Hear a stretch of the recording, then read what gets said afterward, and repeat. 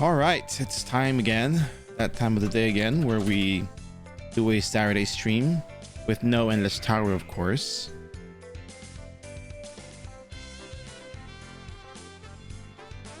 But here we are.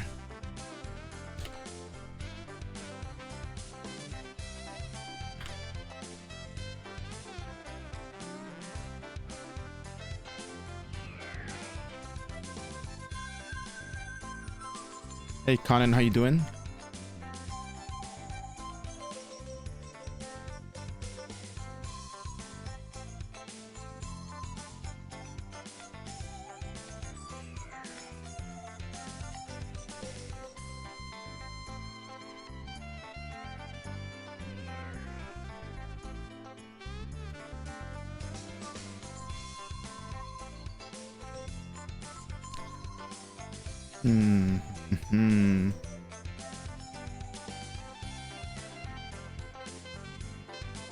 Very nice. So we're gonna open this up in a little while. I'm gonna go ahead and I'm gonna go to Payon real quick. I gotta sell some stuff because we have way too many things in the inventory, in the storage, and some stuff has got to go.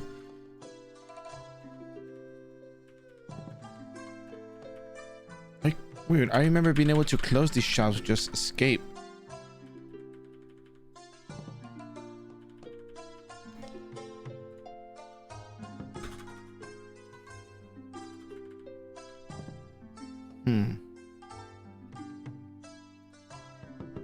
Anyways, let me go get my merchant who's going to overcharge all of the items for us.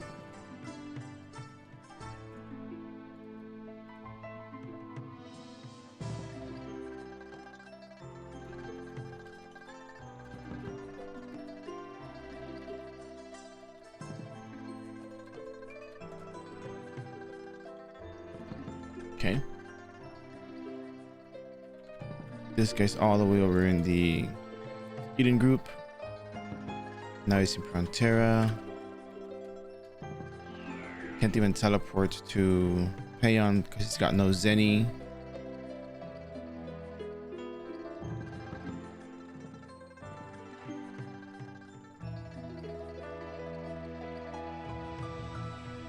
All right.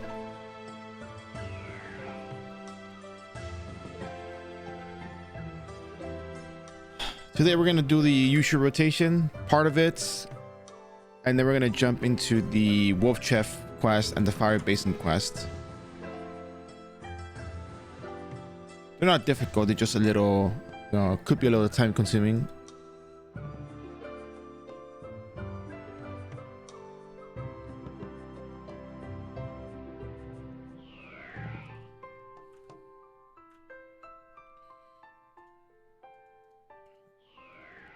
All right, let's get rid of the heavy stuff first, just to make sure that we have room to maneuver.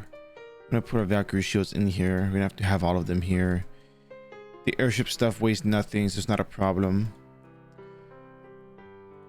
But the stuff that is a problem. Oh, okay. So we sold the Dark Rit scales and the Fire Dragon scales. So we got 27 million Zenny out of that. We sold one mystical card album for whatever reason, just one, and then we sold two mystical card albums for whatever reason, and then we sold the rest of the mystical card albums, and then we sold the couple of old card albums.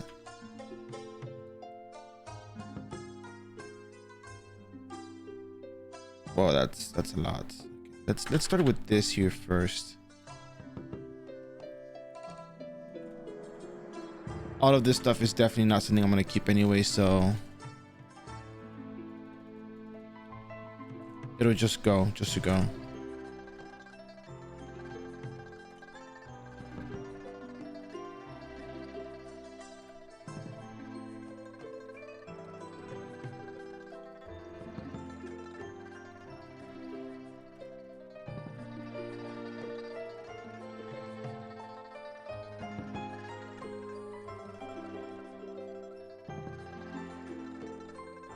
That guy's overweight. I'm gonna switch over here. I never put points into the identification stuff, but I want to see, because I know some of these, like for example, okay, that's okay, that's nothing big. This armor I know is not important.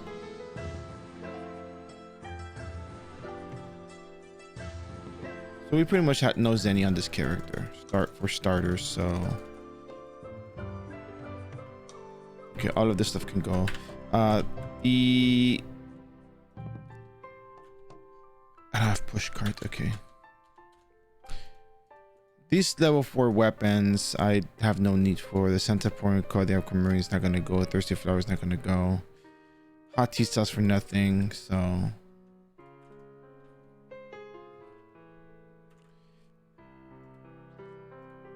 let's go ahead and see how much we can make. Wait a second.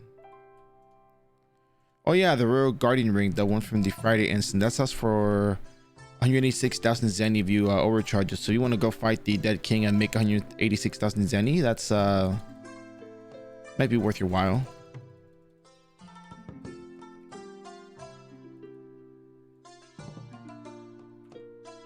Okay. So back to Ochata. We got a bunch of heavy armors.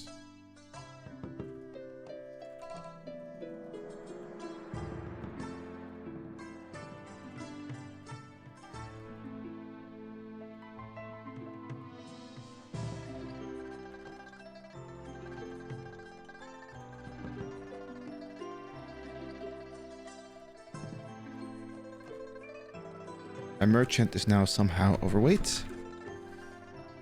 Thank you very much. Much appreciated. I'm gonna sell some stuff first because we have a lot of things that have to be identified and banded. So yeah. The old glass time loot is really good. Like it's always been good. Just it's just a matter of people actually wanting to go do it, because you do get overweight kind of fast with all those items, so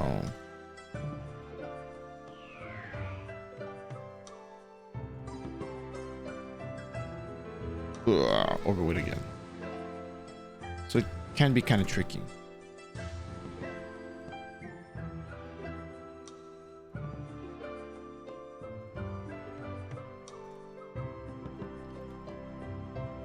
So we are going to do the fire basin stuff. We're going to do Wolf Chef. I don't know how many instances we're going to be able to do before we get into the fire basin and Wolf Chef, but I think the fire basin stuff I might record. Like I'll just record it without the overlays, because I was cutting up the endless tower footage, and I'm surprised how good the footage directly from Twitch looks. It doesn't look bad at all, actually. Looks pretty good. So maybe I'll try working with that.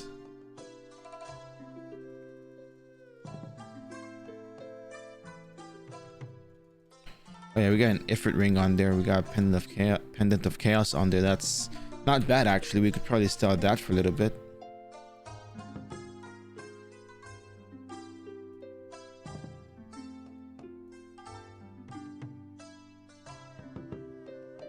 Yeah. The rest of the stuff is what you expect it to be. The alchemy glove, I don't know anyone who even uses that, to be honest. It's a common drop. We'll see it again. The silversmith bracelet can actually be decent. Rogue's treasure, I don't know much about Rogue's treasure.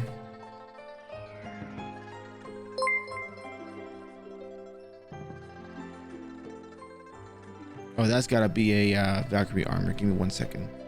Simon, thank you very much for your support. Your support goes a long way. And with that said, I'll tell you again, even though you already heard it in the past, but with that said, you get access to salted bear, gassy bear, marcus bear, over bear, word bear, corn bear, kawaii bear, hehe bear, and sunglasses bear. Take these bears with you, use them to your liking, take good care of them, they'll take good care of you. And thank you very much for your support. Really appreciate it. With that said, we continue. How you doing? How you doing, Simon? How was your test?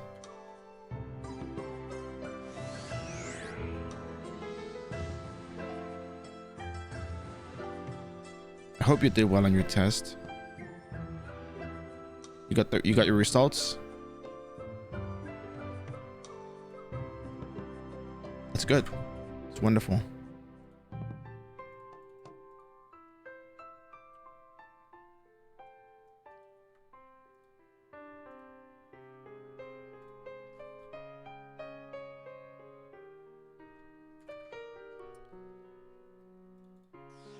All right, so let's sell some items here.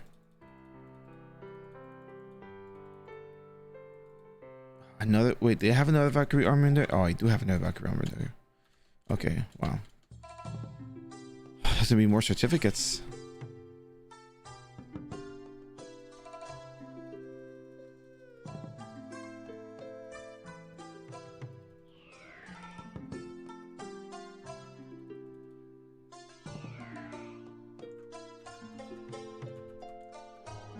We're now up to million Zenny on the raw.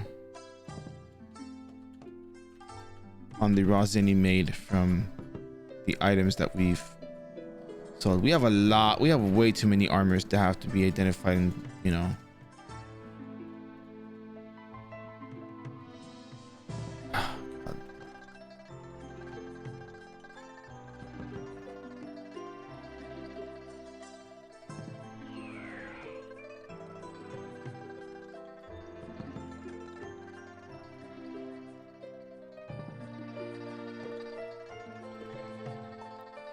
I almost feel like mechanic can do a really good job farming the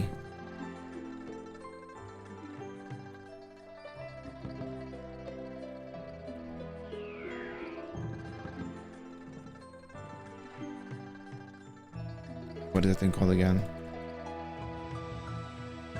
Old Glass Time can probably be farmed really well by mechanics, I think.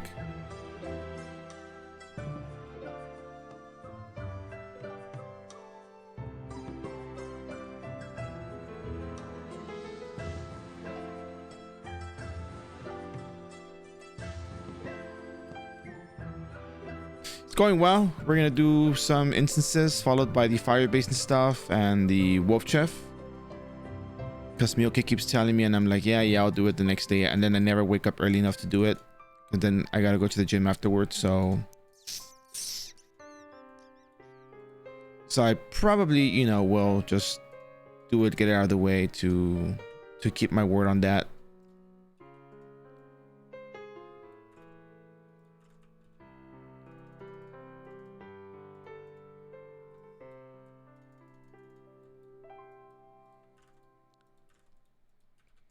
So we might end up doing less instances today just to actually, you know, to actually do what I said I was supposed to do. So yeah, it's kind of funny in a way, but at the same time, it's like, yeah, I should probably add those MVPs to the kill count.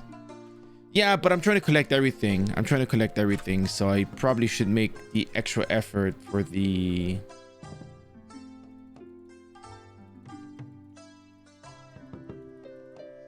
vast majority of the items that, you know, we should be able to get. So you should do Wolf Chef. You know, if you end up getting one of those Bao Lab MVP cards, I will be willing to generously, you know, reward that.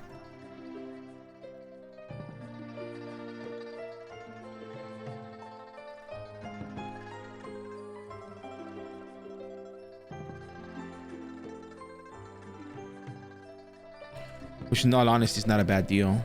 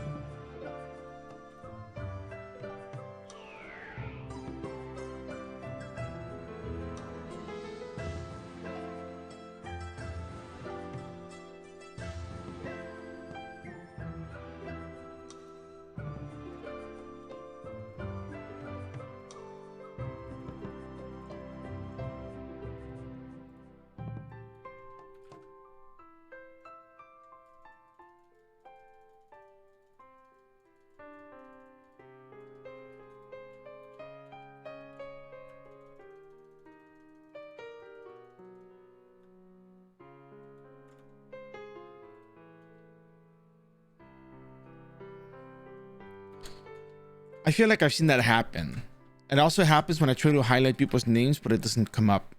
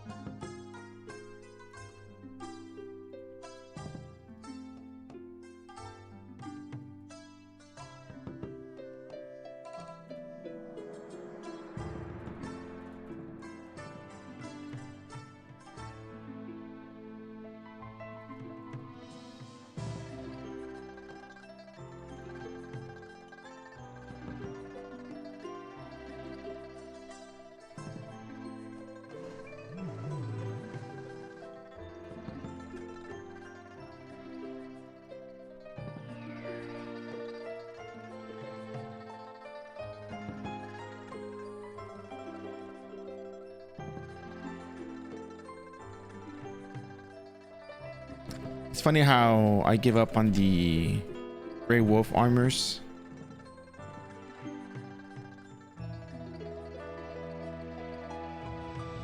I was like, yeah, we can probably try to, like, you know, do this thing, get like the 1.5 fixed casting time reduction, and we just never did.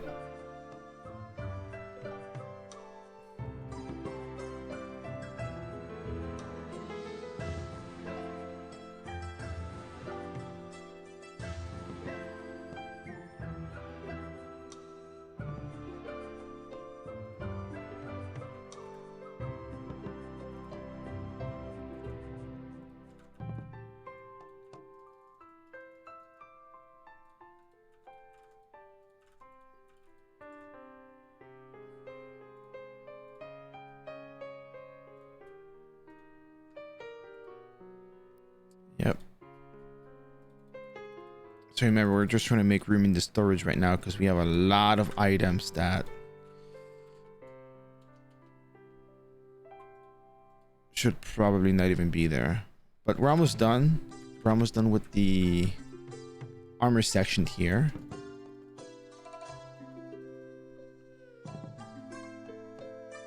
It's just that these armors are pretty heavy. If you ask me, if you play mechanic or you have a merchant in your account, OGH may actually be worth a decent zenny.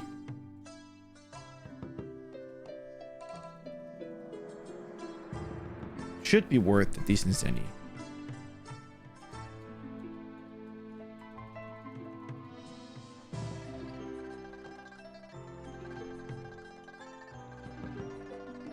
Why wouldn't it? I don't know, but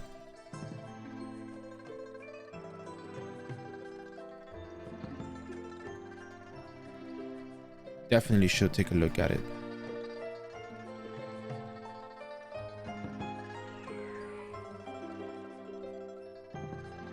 Or, you know, just any class that can overcharge would be good to go there. Level up, mail yourself the armors.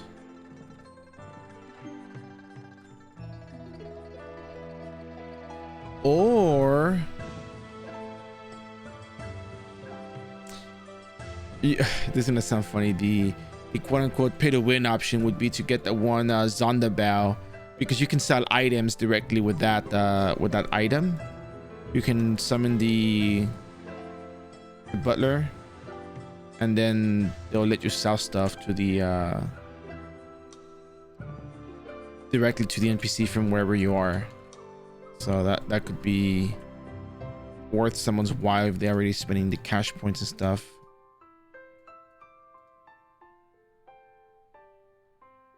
You know?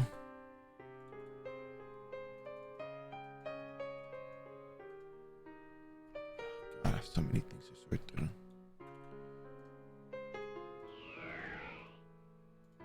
So many things to sort through, but it's okay. It's okay. We'll manage.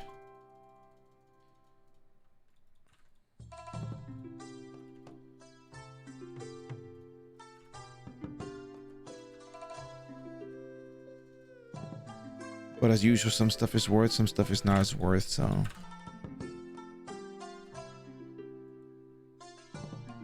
you gotta go through all of it.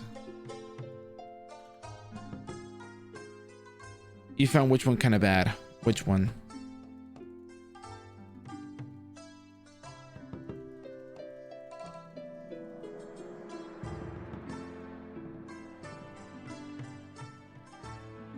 The maggots?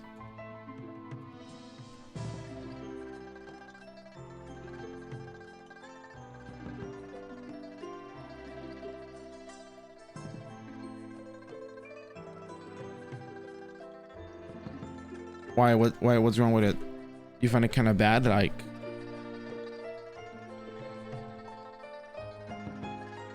you just don't like it, or what's the deal? I'm not gonna try to defend them. The only thing I'm gonna like actually, you know, defend is the 0.01% extra drop boost from them, because RNG is RNG, but still, whatever you can get, you get, right? Get the one that has buffs. Do we have that one?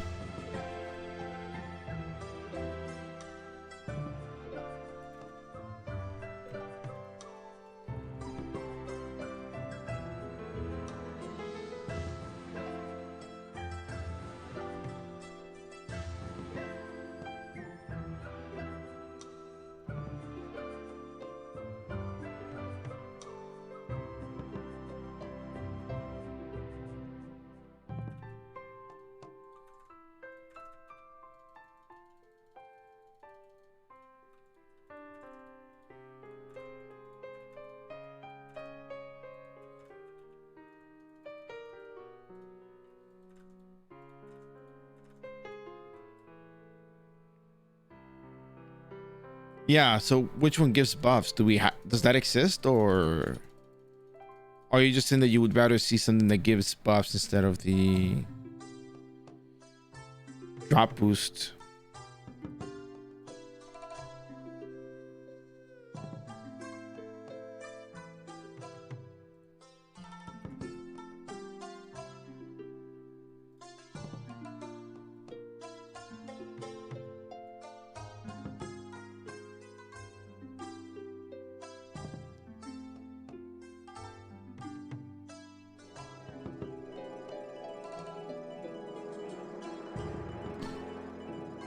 Elise Zonda box gives you buffs? I thought they were the same thing. Like, they give you the bubblegum buff on both of them.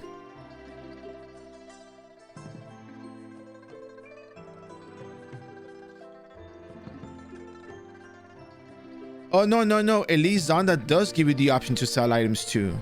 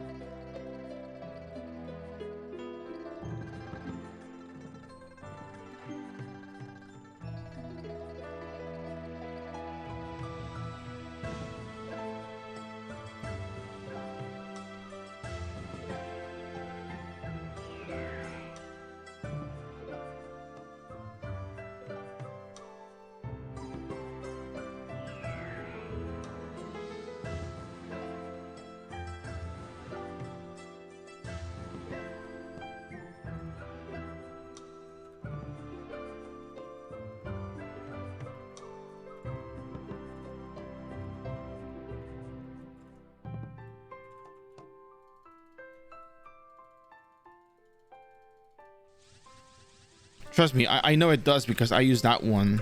I use the one that you can sell items to if you wanted to.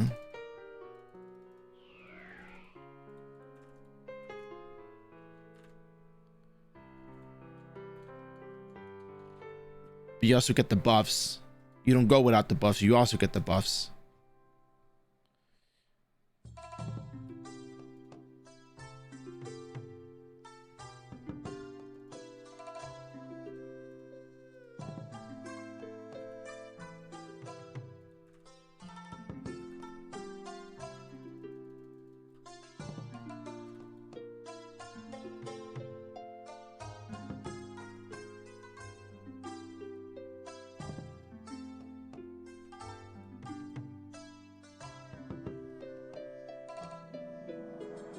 Oh no, you can buy items with the tool merchant bow. The other one doesn't let you buy items. You can only sell items.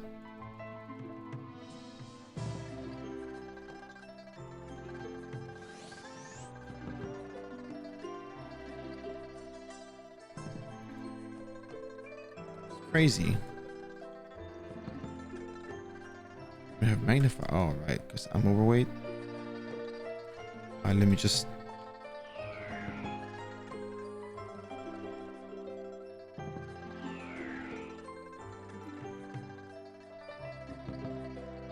Yeah, so you can sell. You can sell with that one, but just not buy.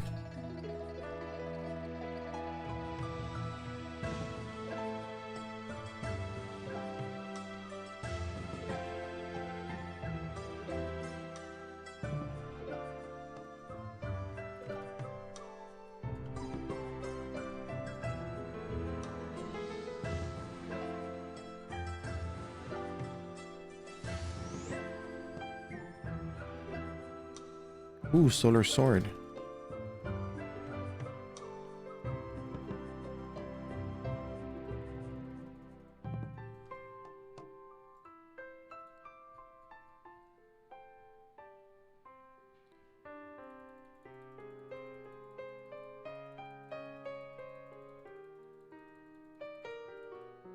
Oh yeah, you can convert these into the other stuff. I forgot.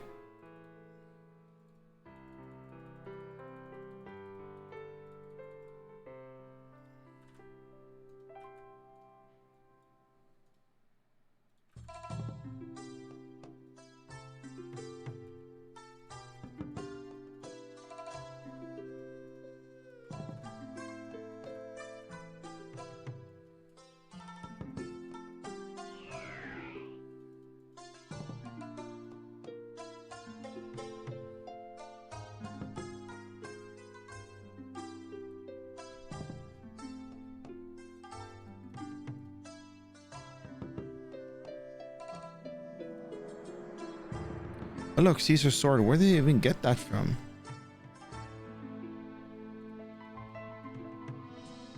Cardo, like people don't even use that anymore. Like, I'll just keep them for the sake of keeping them. The Doomslayer can go though.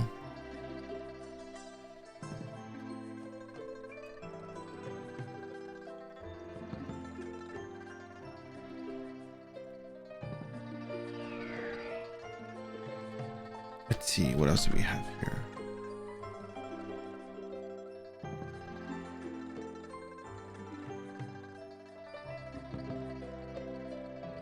Oh, just junk loot that I can sell on my own for the most part.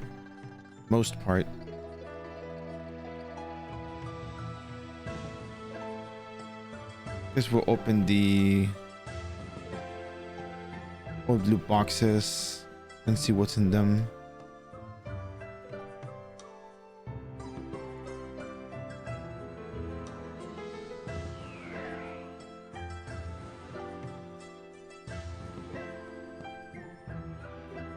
All right.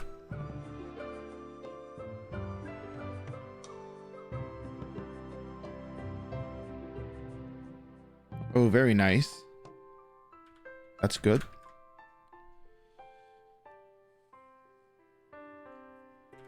All right, let's open up these.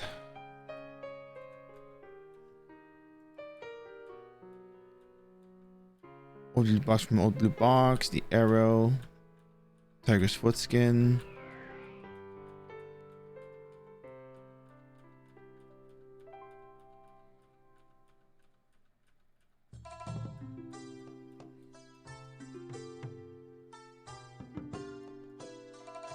We got a wick.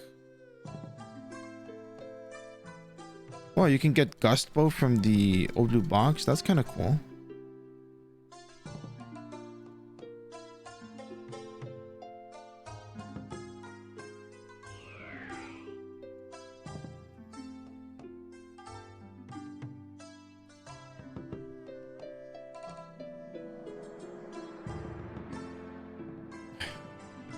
Wow, you've killed it 161 times. That's great.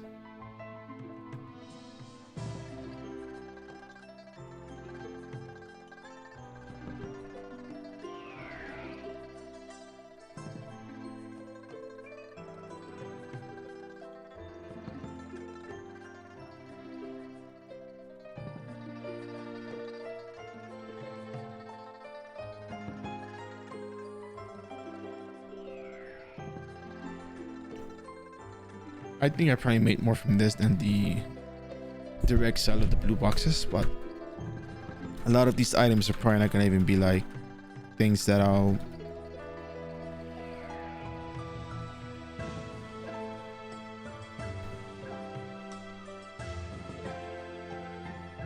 move right away, but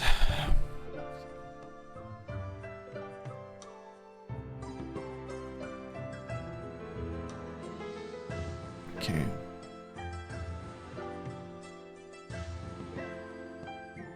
Like the rest of the stuff I can just NPC myself, like it's not really that high value. The stuff that was really high value is just the armors. I could probably make a little bit extra, but it's really not a whole lot to really sell. Like the bullions are a thing. Well, we got a lot of amethyst and aquamarines. That's nice.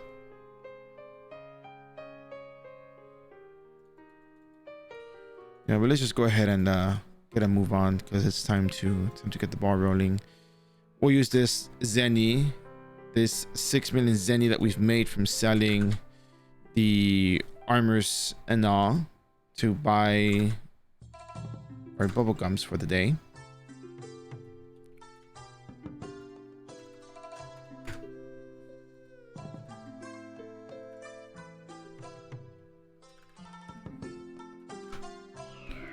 And all that remains is horchata. Wow, look at that. Hot rice cake. I haven't seen one of those in a long time.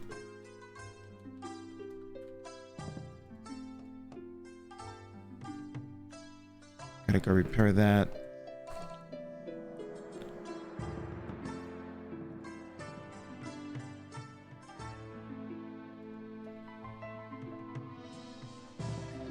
We don't even use that anymore. Moonlight. Okay.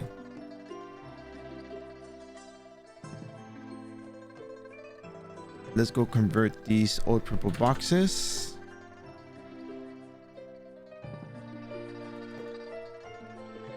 And let's get going.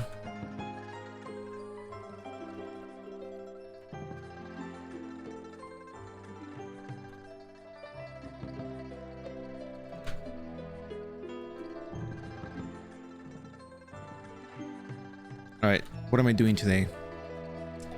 Very good question.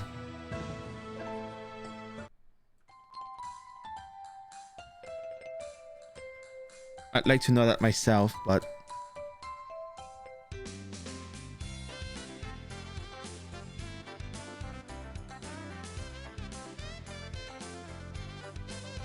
this one's until tomorrow.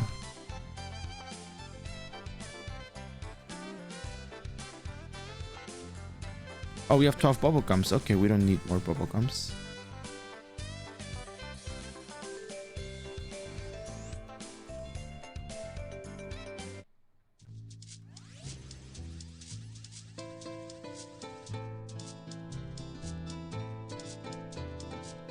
One second.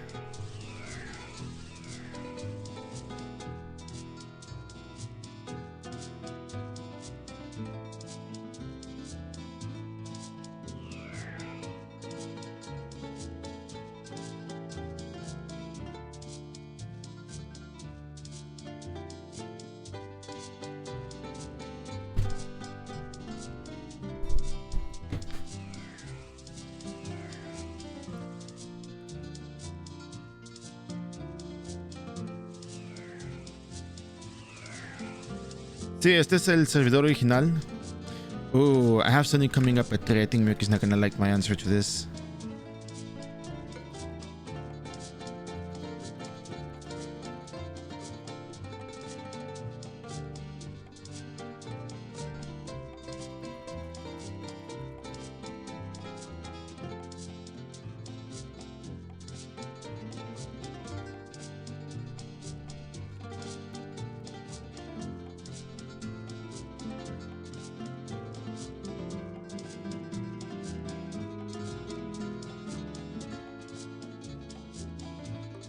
Alright, we're gonna start with Wolf Chef instead. Actually, we're gonna do the 15-30 minute bubblegum. They're gonna do Wolf Chef, and we'll leave Fire Basin for later.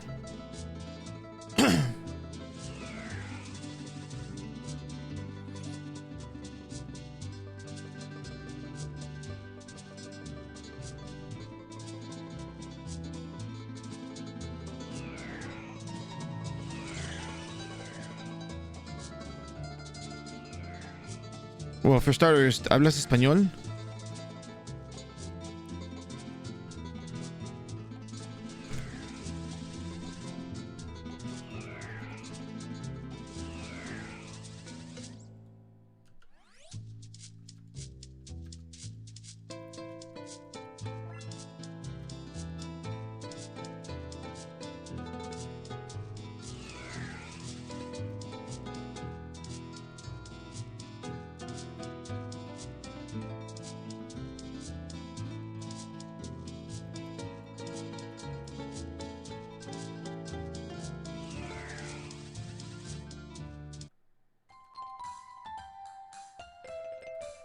I'm gonna use the 1-day VIP because we just got a bunch and I just don't feel like using the other one for today. It's just gonna be 1 day anyways. On Monday, I will be using the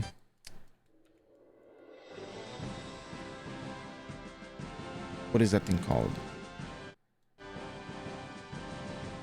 Mini VIP. Oh man, I didn't talk to the guy. All right, well, that's a bummer. Bueno, es que en realidad el mejor consejo que te puedo dar es que si nunca has jugado iRO antes, todo se te tiene que explicar directamente porque es mucha información.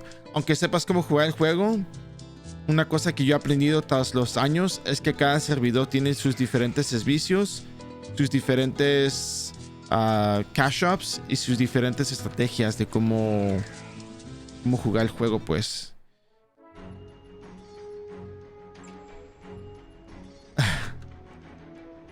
¿Me lo puedes reescribir sin esa palabra, por favor? Porque cuando se trata del español, si la gente ve esa palabra, luego la empieza a repetir.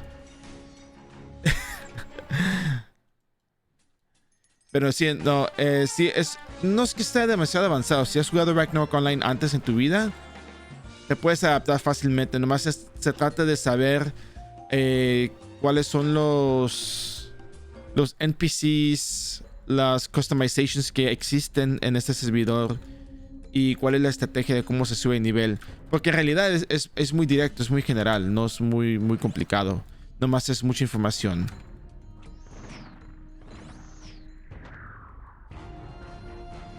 Pero si quisieras consejo de qué hacer, yo te aconsejaría Geneticist. Es muy buena clase para comenzar. Si ya que tienes experiencia con el juego, Geneticist es buena clase. No sé si la has jugado antes.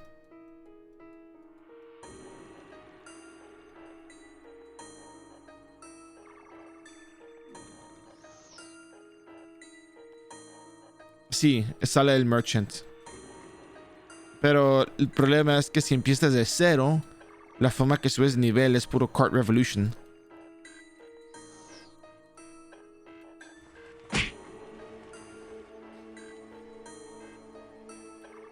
En realidad no es tan difícil, nomás toma más tiempo.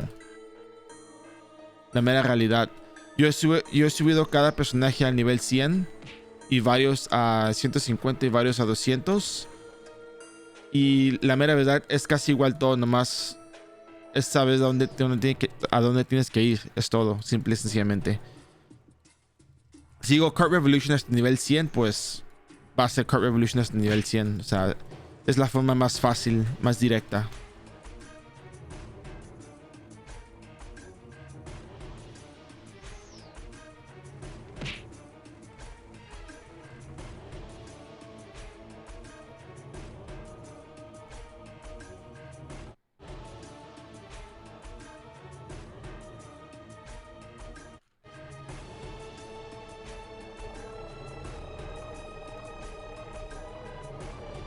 Spirit Handler no es tan impresionante como se ve, la mera verdad.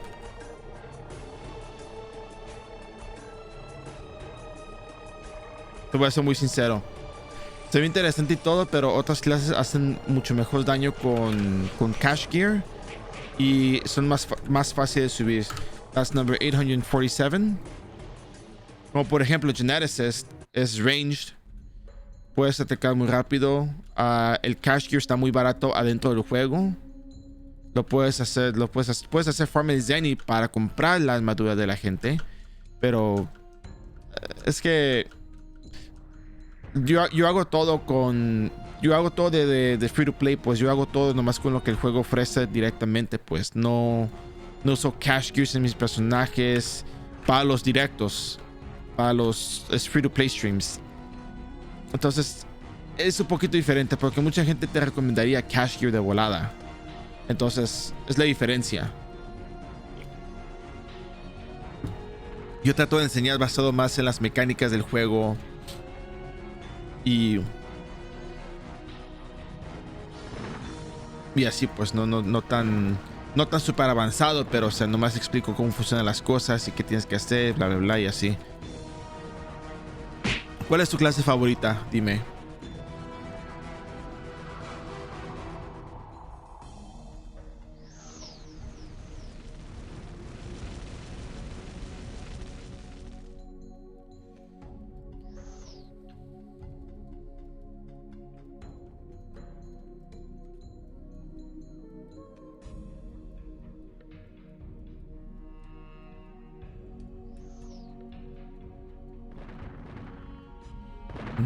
Ok, ese es más difícil para empezar una clase, es la más difícil, en mi opinión. Una de las más difíciles.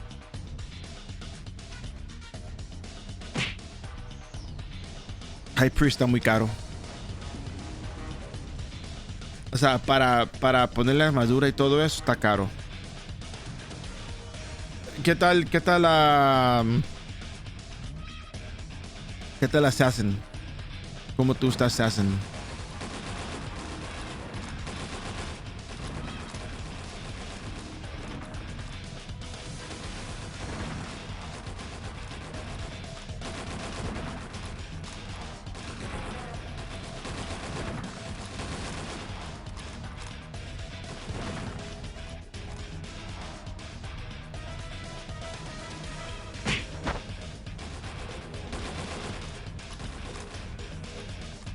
Assassin también es buena clase.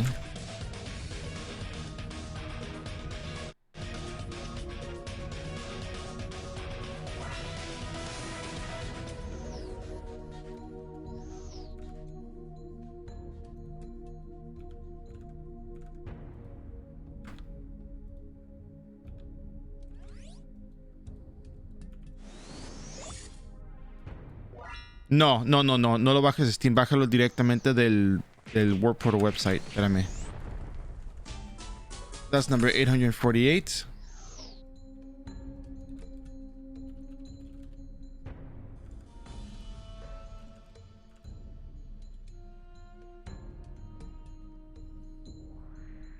Disagree with what?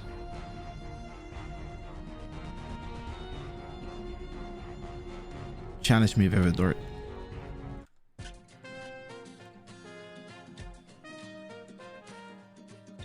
No, it's not. Get out of here. I thought you were gonna challenge me on the assassin parts, and I was about to like explain everything to you at the end why.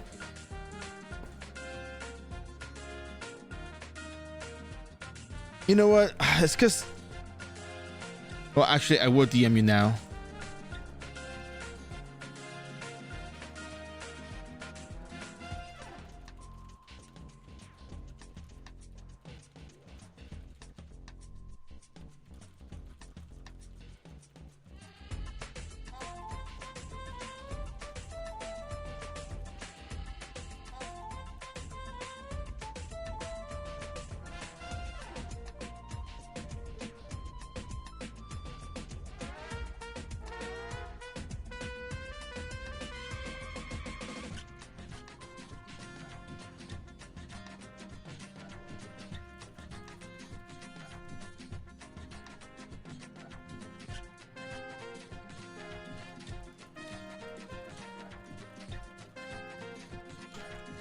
I have done this challenge before.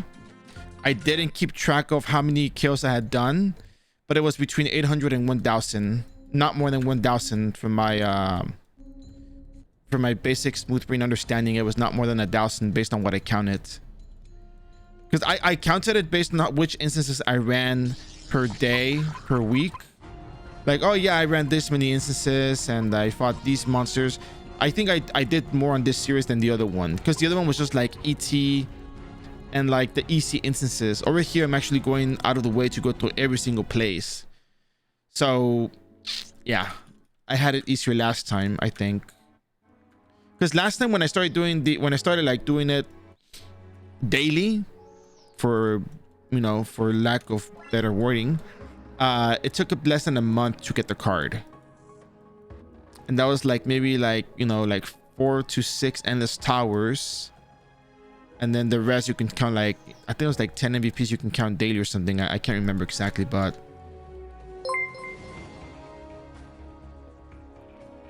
yeah.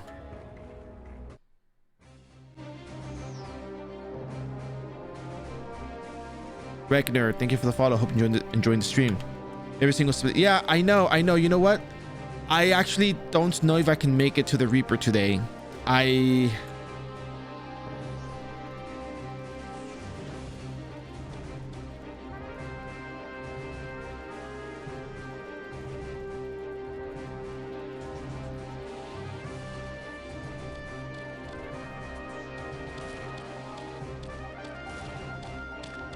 Yeah, I appreciate it. I try my best because look, I know there's a lot of content out there, and all the content out there serves its purpose.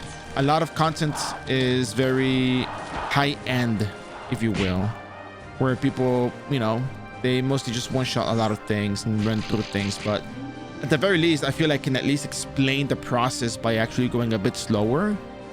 At the same time, this character is strong for the content, but I mean, you can at least still see what you have to do with it. Now, if your character is not as strong as this one, then that's another story. But at its base, most characters can run most of the content.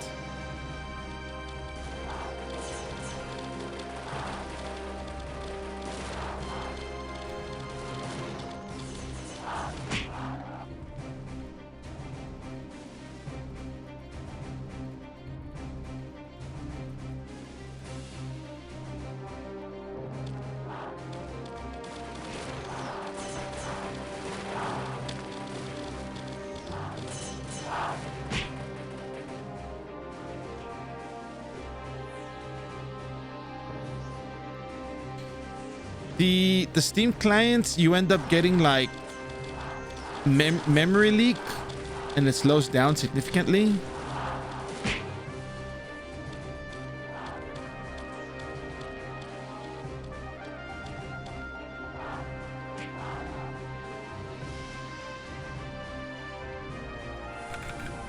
By the way, Vividor, I just realized why this thing is actually working now.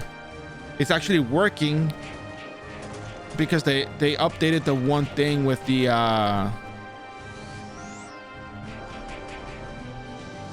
that's number 849, because they updated the thing with Beetlejuice.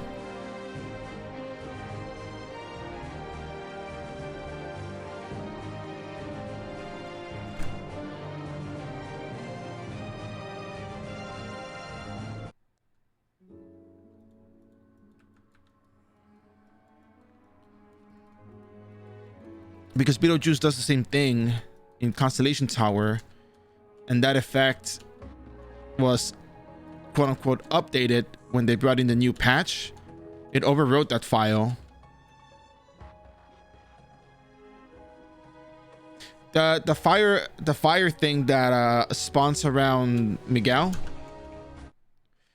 You know how I always talk about whenever they bring in an update, it replaces the files for something else, it replaces the quote unquote data, or patches over whatever we had existing.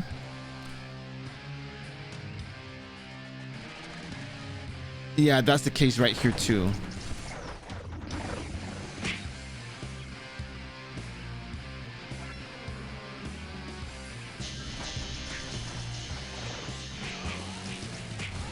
Incredible as it may be, that's really the case there.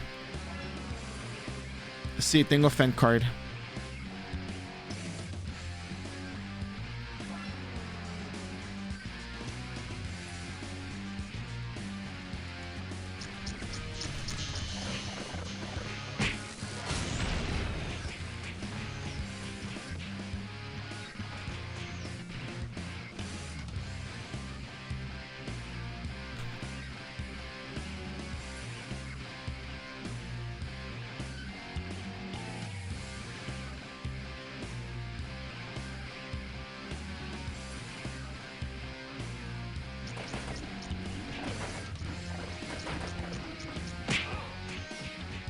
You know what? Good question. I do not know about those errors either.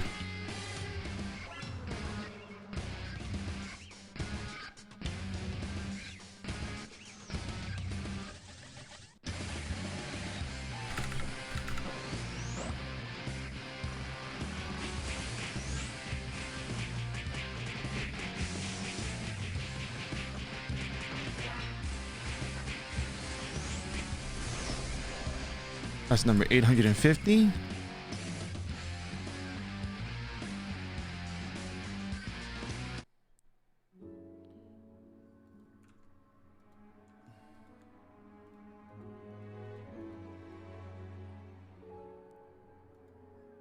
Yeah, there's something that is called a download manager at Ragnarok DLM. Yeah, I heard about it, but not really that interested.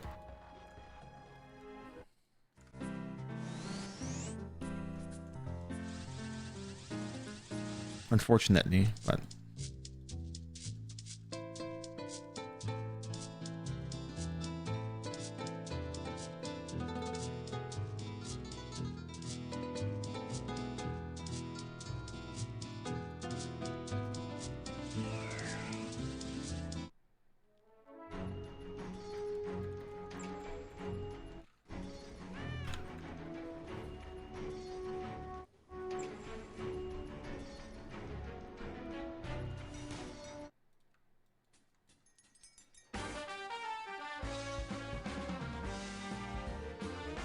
I think you should have gotten like this thing called Ragnarok DLM.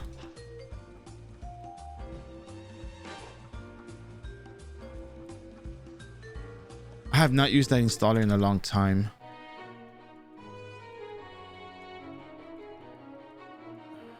And I don't want to go with this option, but did you get it working or not yet?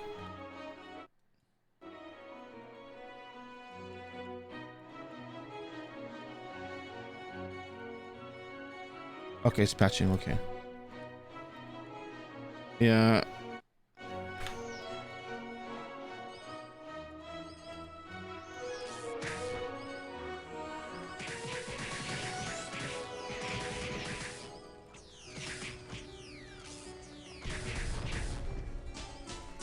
$851.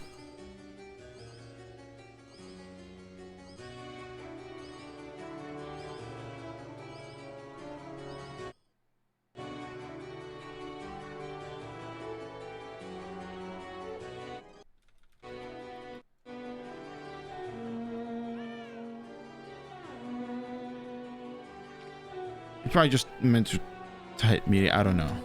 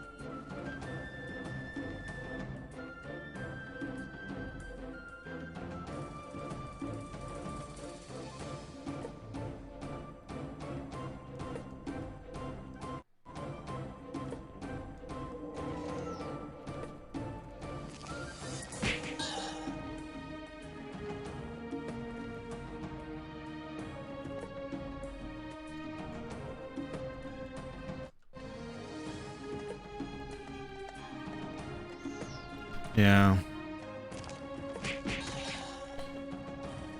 If that's too complicated, then we have no other choice but to guide you to this one. You can download this one, the one that's under the full client.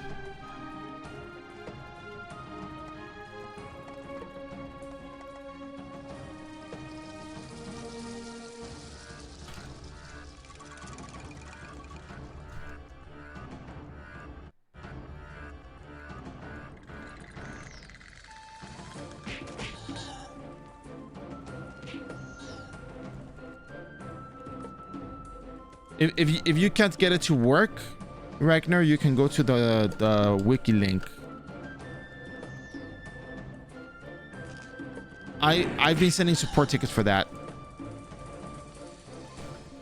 I think they once updated, like just once.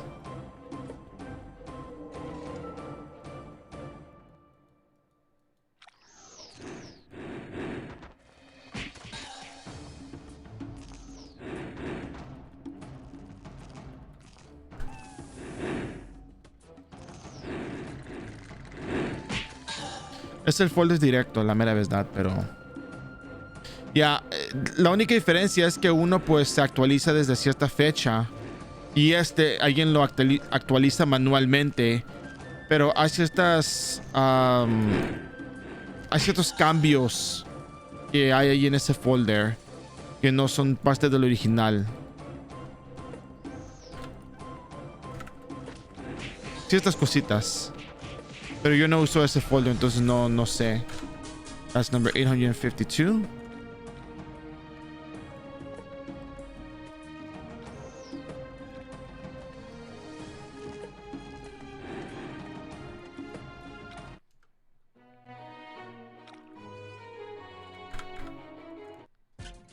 Let me relog real quick here.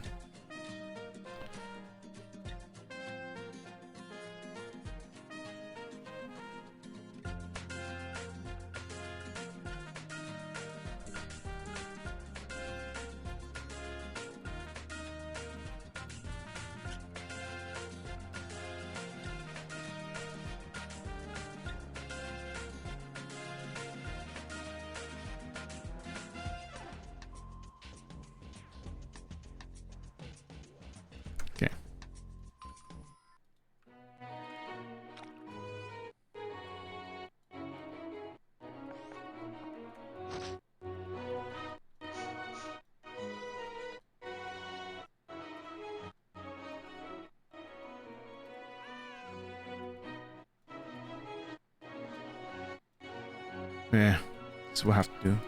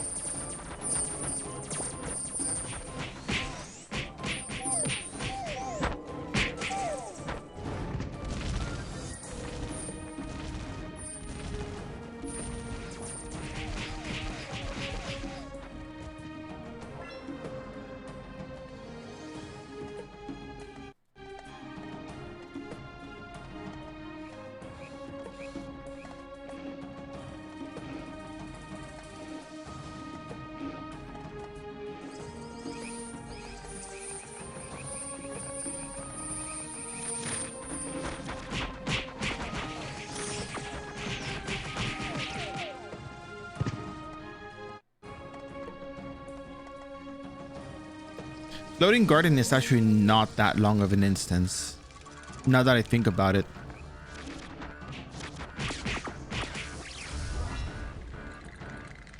Oh, whoa, whoa, there's a guitar there. Whoa, look at that.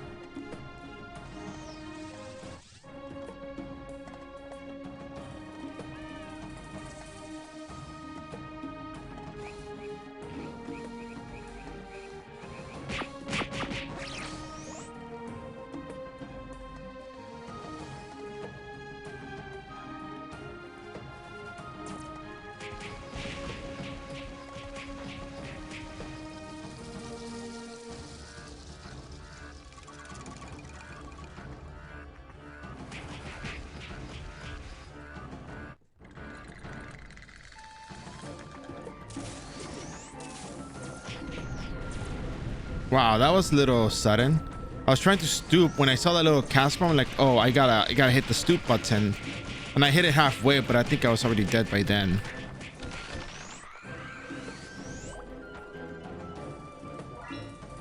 So much for that, I guess.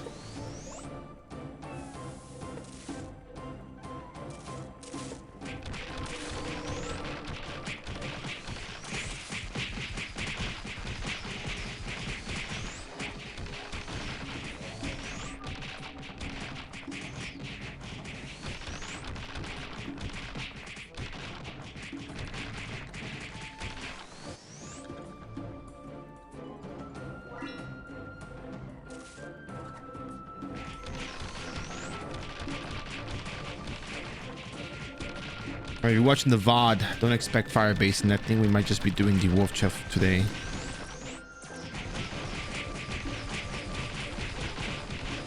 But I gotta get through a few instances because, you know, boosted drop rates. Actually, something came up. Like, you know, I had to do some stuff at home. And then something else came up, so I'm like, okay, yeah, you know, maybe I have to cut it short today, unfortunately, but the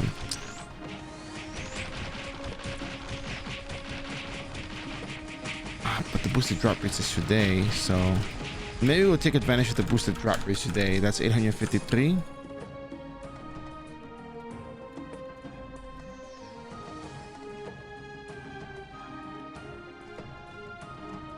But I know Milky will continue to remind me.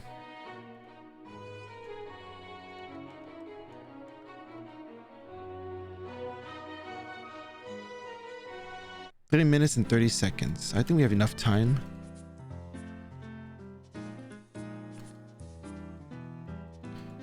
I should probably pick up those shorts from Malaya, no?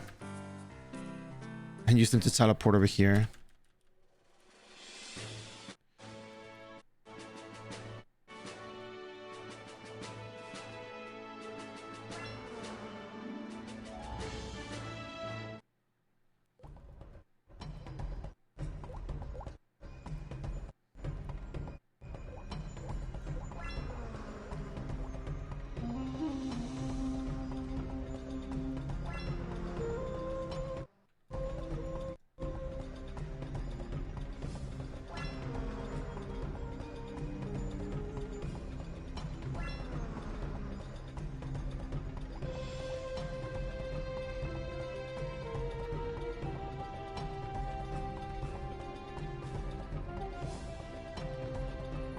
All right, here we go. We're gonna go to Buwaya real quick.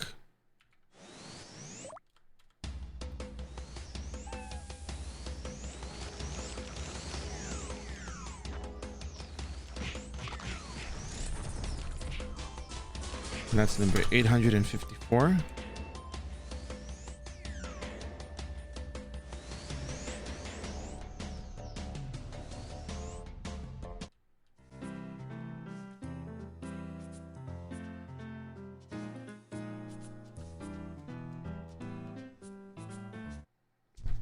I think we are going to go to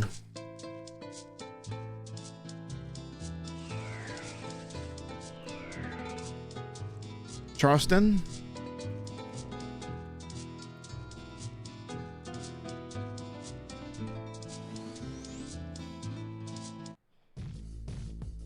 And then from Charleston, we're going to go to the last room.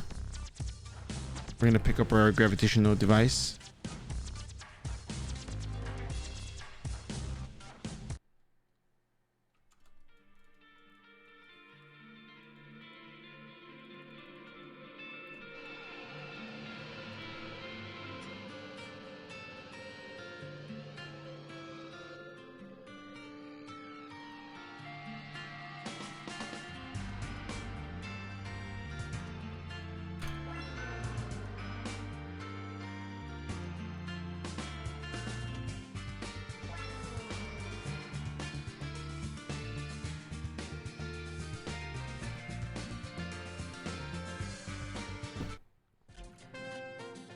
And we will use a bubble gum at the end before the end of the fight.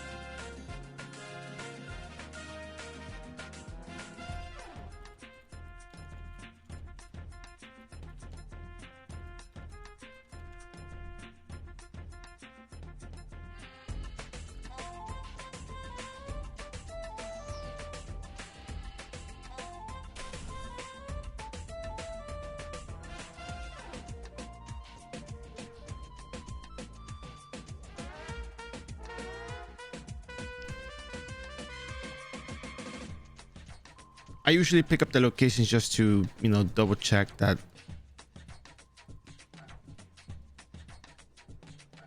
Actually, let's try doing it without looking up the location. I think we already done this many times that we should know where they are.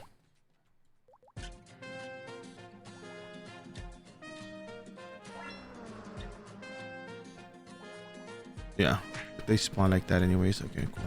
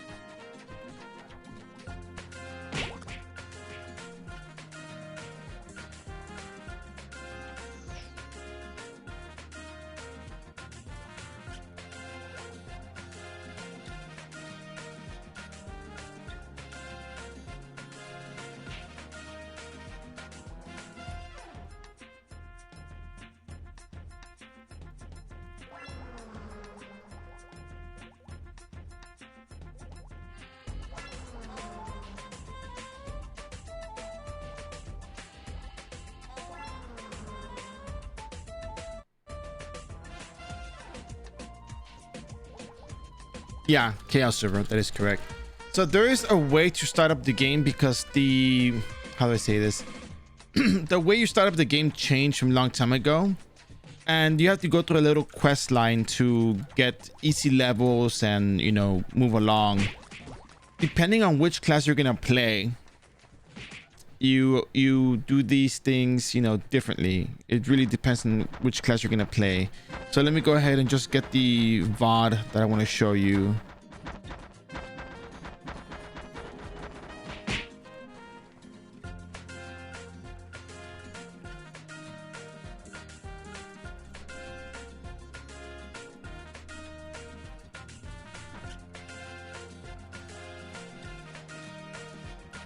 So here, no. Hold on a second. It's not just eating group. Hold on a second. You have to listen. Créeme, escúchame. Es muy importante esto.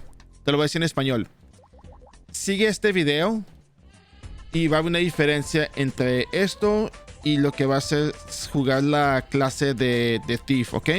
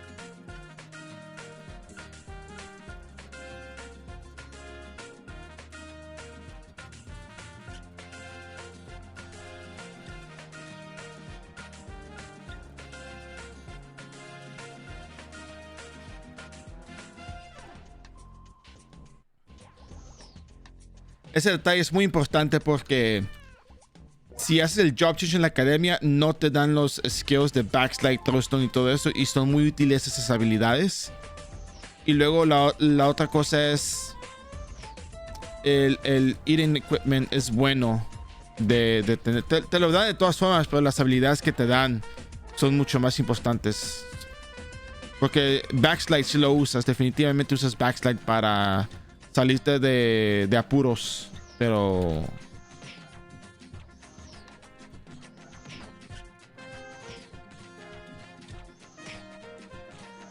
sí es muy importante hacer esa parte.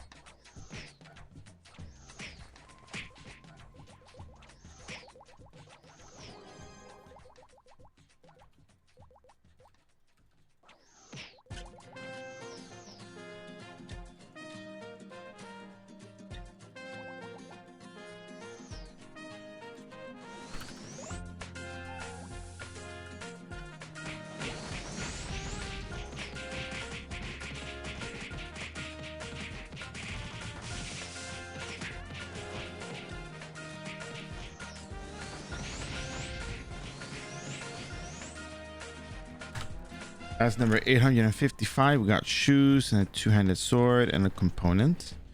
And now we're out of here.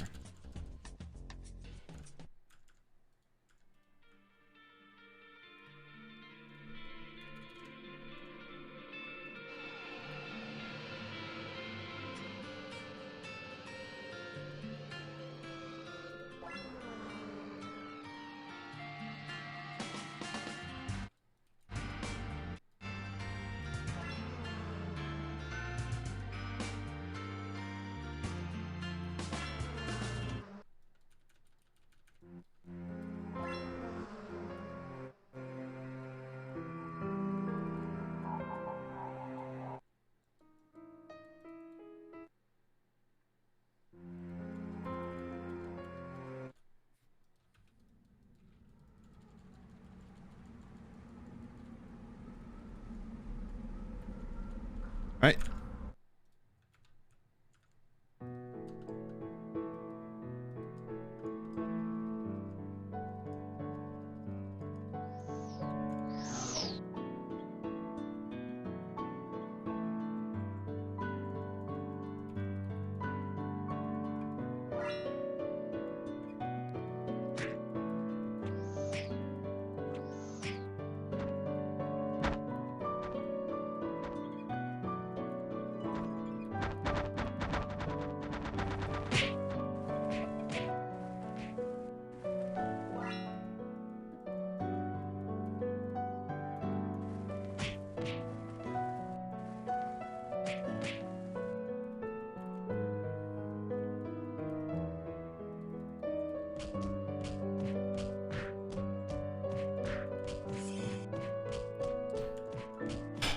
The dreaded auto attack.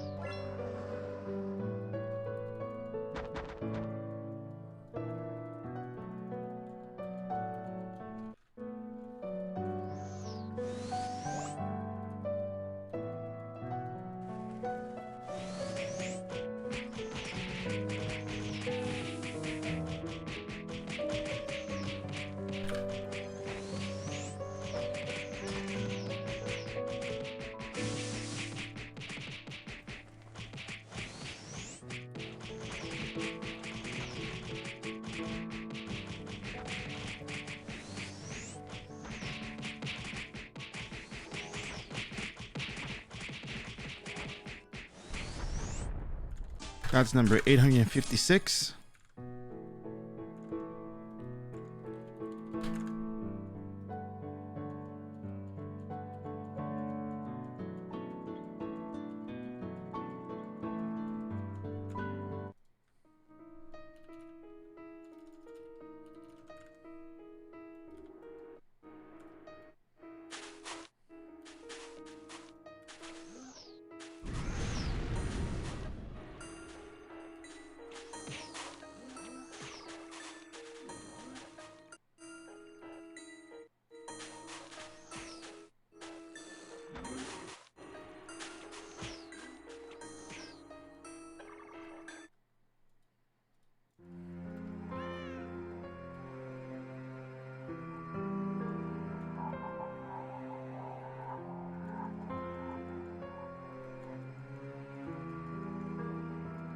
Yeah, I really thought people would be living here.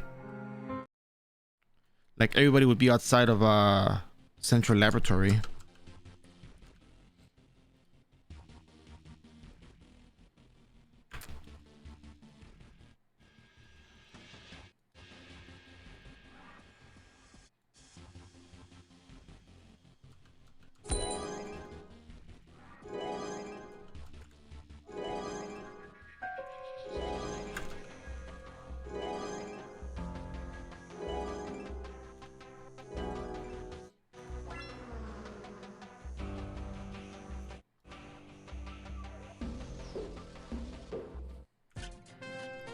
All right, now we just chill.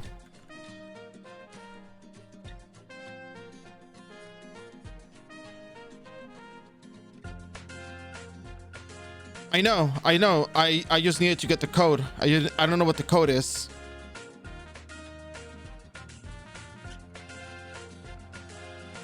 Can you walk up to the thing and it'll show the code, or what's up?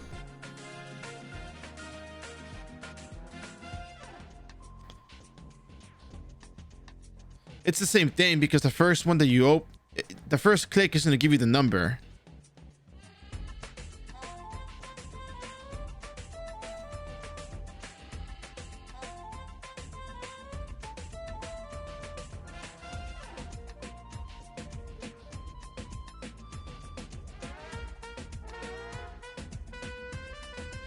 It doesn't keep making the noise. What noise?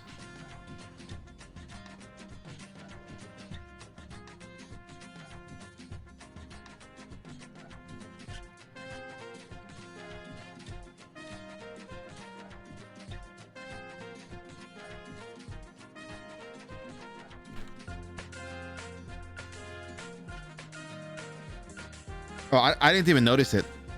I didn't even notice it.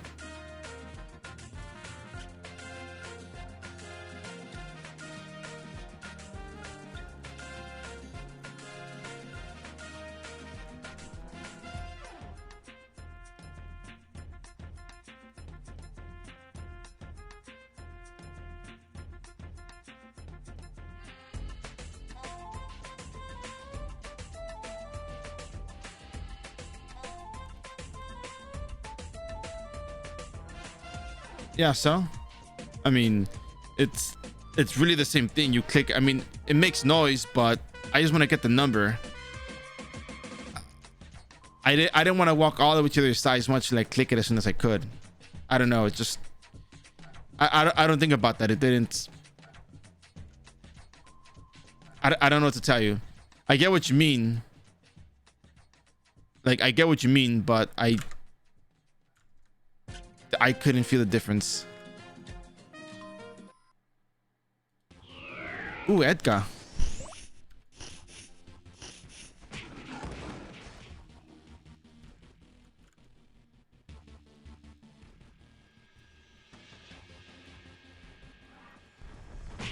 Aw, 857 and no card. But Tiger's foot skin.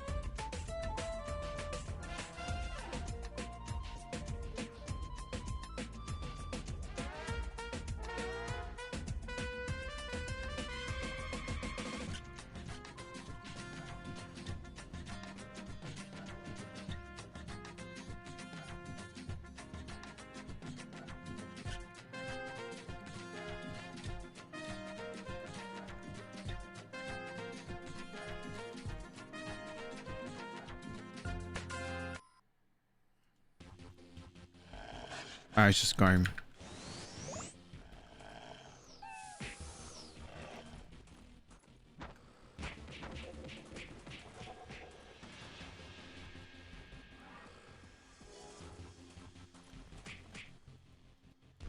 That's number 858.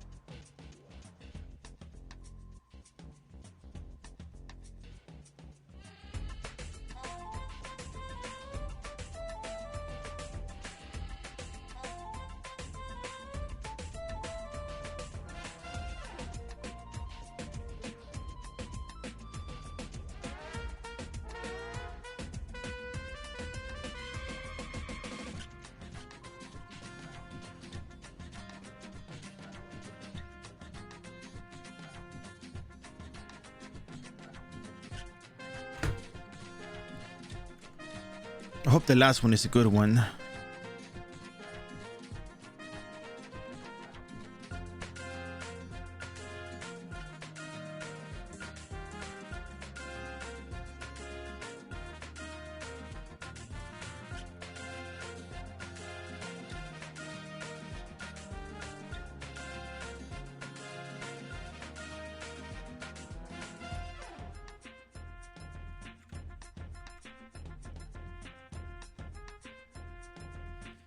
This instance is the Central Laboratory.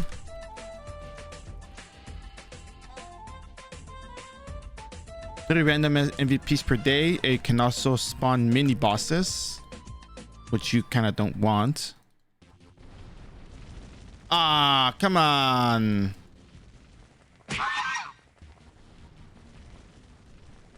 Just like that, you can get mini bosses. Yep, mini bosses just like that. Yep.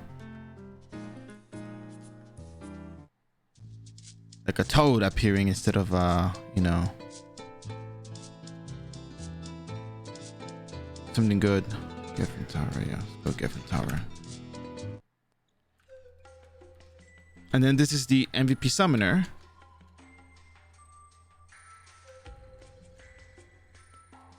Which you can pay either nerd badges to get in. If you have VIP or mini VIP, you can talk to the NPC.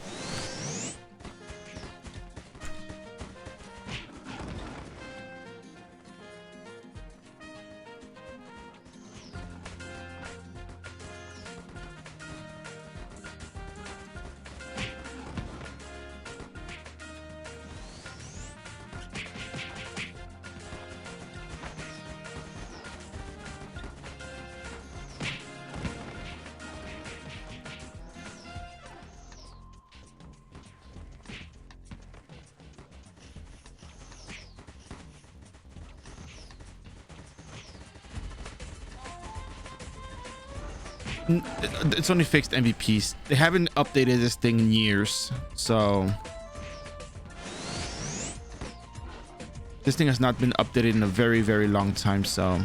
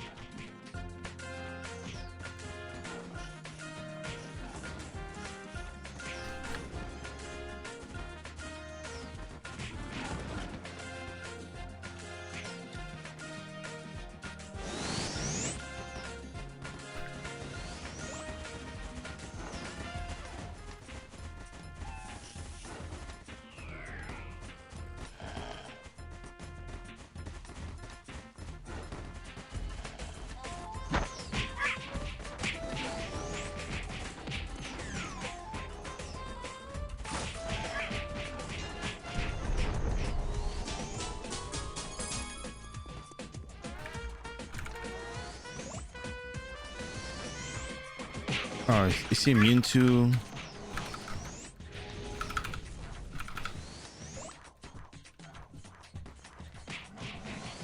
There you go. So we have 859, 860. And with this one, we have 861. There we go. Very nice.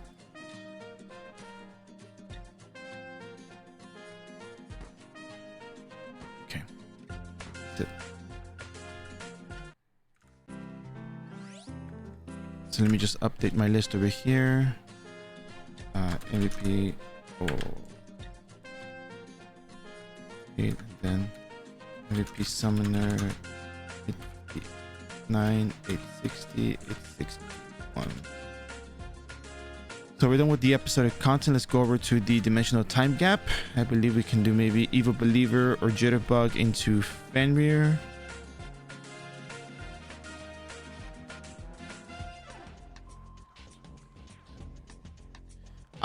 No, not really. Not really interested in that. The main reason why is because I do the stream for entertainment. There's a broader, more global audience when it comes to officials, because I also don't like him very much, but I find it easier to make content or explain things in an official capacity as opposed to exclusive customized, you know, places. If you talk about renewal and you play on an official, it's easier to show the mechanics in an official capacity as they work, as they are, and it's more adaptable to a global market than it is to just the community on its own.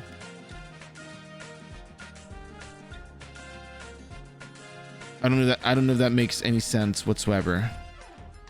Like, it may look like it's the same game, but the mechanics can be a little bit different in certain locations. I've seen it be different in some cases, but okay, so we're not doing this one, this one, this one, this one. Fairlock, Jitterbug, and okay. We can probably do 2 of these before we ever do the other thing, so we should be fine.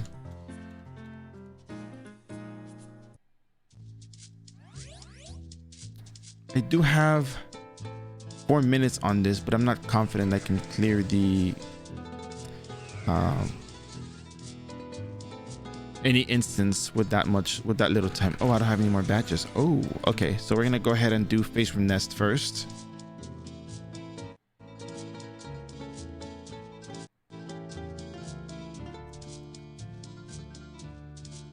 A Stormy Night is in there because they just added to the rotation. It has nothing to do with anything else in particular. But it costs 12 merit badges because it's 3 for the price of 1. The other MVPs cost 4 Eden merit badges to fight.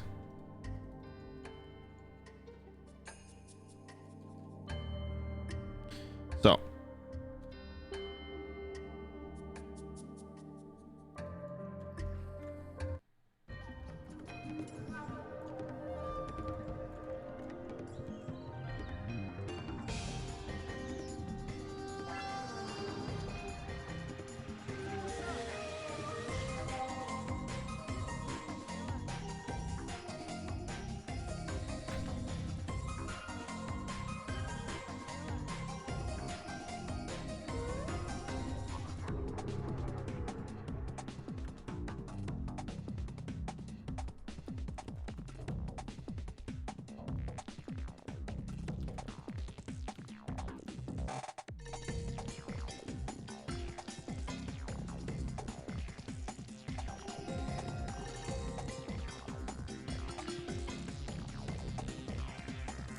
I think Rune Knight, like, if you never played the game before, I think Rune Knight is good because it teaches you to take hits. If you have already played the game and you are a bit experienced, Ranger is not bad because you know how to keep your distance and you'll probably know how to approach fights instead of being up close to the enemy, right?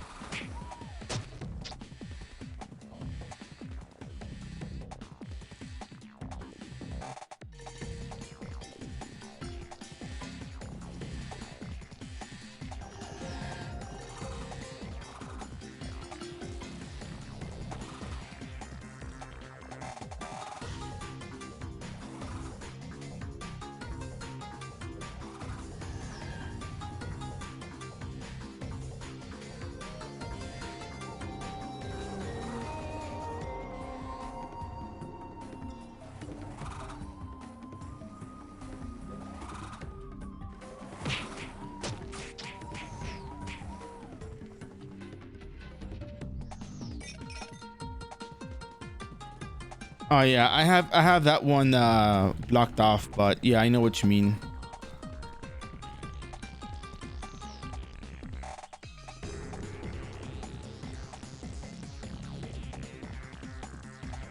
I saw the message. Yeah, it's fine. It's just that sometimes when one thing gets mentioned, it brings up a whole conversation about it.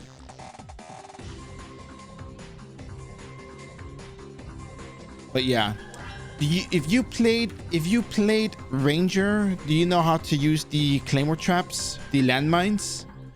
Because trap build is easier to level up with than agility dexterity build, like, you know, double strafe build.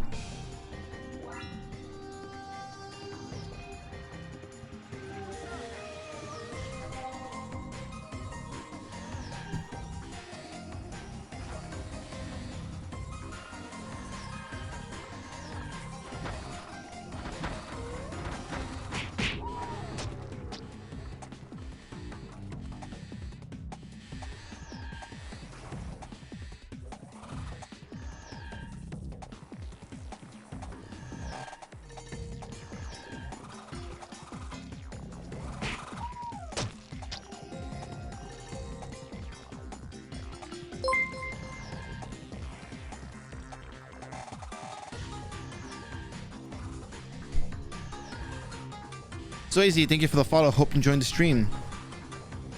Yeah, well, I mean, the trap is only for leveling Hunter. Once you get to Sniper, you use the Focus Arrow Strike.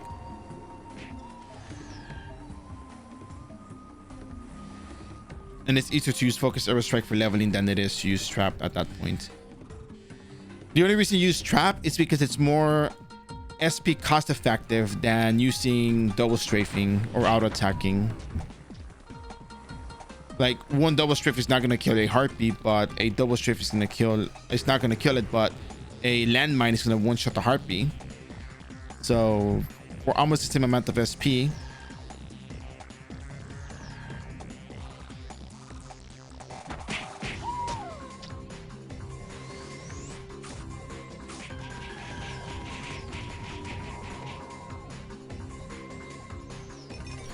The videos need a little updating. I'm working on it. I'm actually waiting for the server rates to go back down and the snow to go away, because it makes the game look a little different, and I've had people be a little bit confused by certain small changes. But I'm also waiting for the Paradise group to come back, so you can use those videos as a guide of like where to go, but you can ignore the booster equipment and stuff. I do not know about Sunken Tower. I have not gone to Sunken Tower. In all honesty, I have not gone there. I've been doing other stuff after the, you know, the end of Endless Tower. So, yep, I'll be back at some point eventually. I'll be back to doing Sunken Tower, but right now I'm doing other stuff.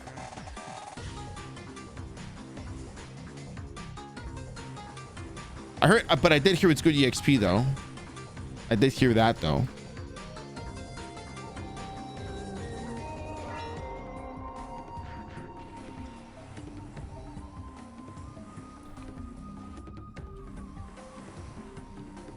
It's much better if you can kill fast, because apparently you can go a bunch of floors in there and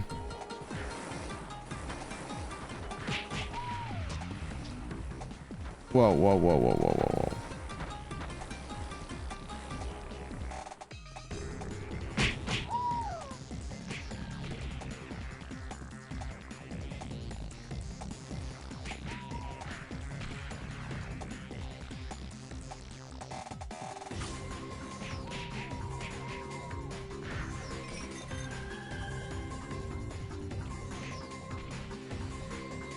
Yeah, and I heard that if you can kill fast, you can get a good amount of EXP. Based on the EXP rate, based on the level ranges, I guess it's like matching the current good map for leveling.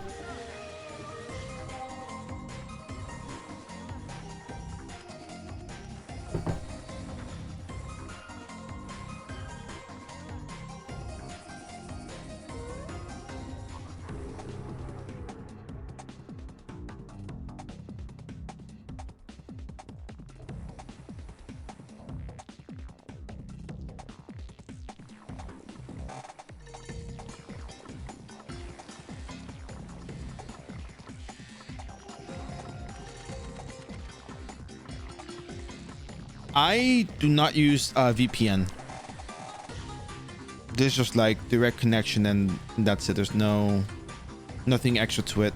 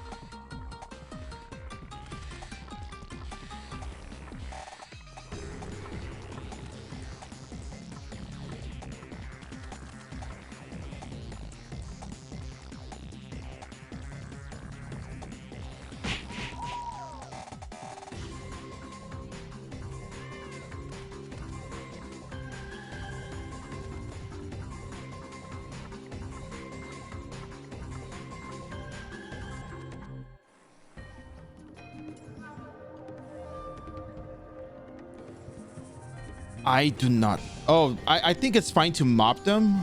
Like, if you're an elemental master, just kill everything on sight. Like, there's no reason for you to wait.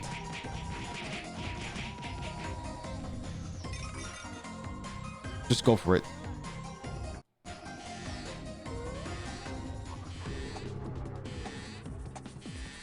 You know what? I'll answer that question thoroughly, and I'll explain to you the entire process. This character is completely free to play. You can make Zenny and buy stuff in the cash shop. I have 115 million Zenny on me right now. I've had more, but I spend a lot of it in consumables to move faster or bubble gums and whatnot. But I'll tell you right now, I think iRO is very F2P friendly. The problem is that the game itself at this point in time has way too much information. And it's hard for someone who is new to just keep track of all that information and be aware of it all. Like, if you want to give it a second honest try, or not that you didn't do honest the first time, but you know, like the definite bear edition, the definite honest bear try, I can write you up something that'll just guide you along the whole way, and I can guarantee you success for the most part. The only thing I can't guarantee is RNG, because RNG is, you know,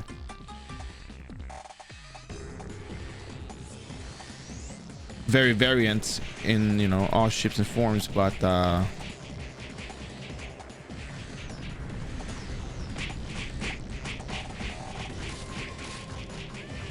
I've helped people in the past. I told them stuff, you know, just via DMs, and they've done really well.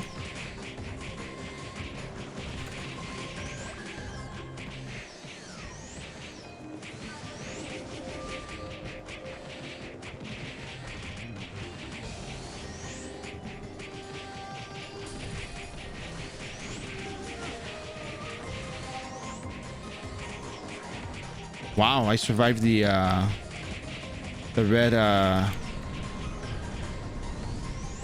862, the red face room queen. That's cool.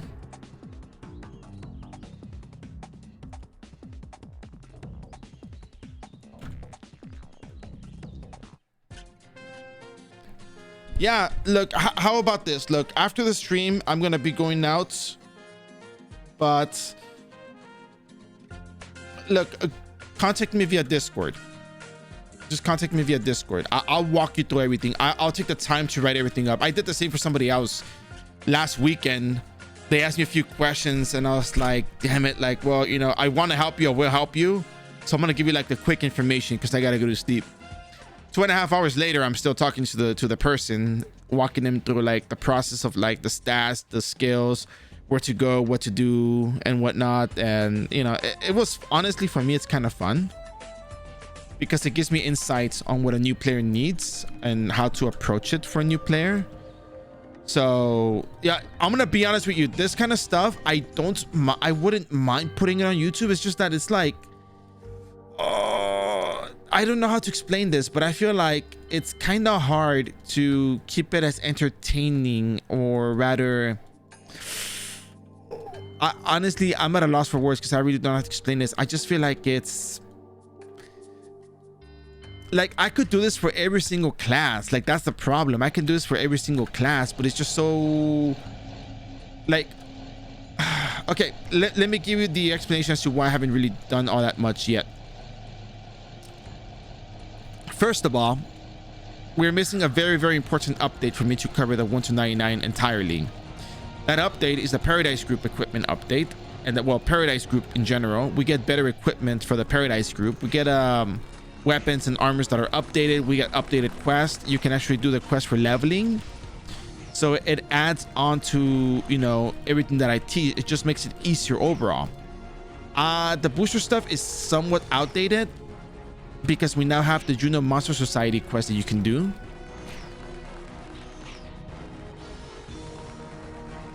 And the problem with the booster video is that it starts off with like a different, you know, start of the game updated, and the way you start the game is different now. So that threw off some people. Having the booster equipment threw off some people.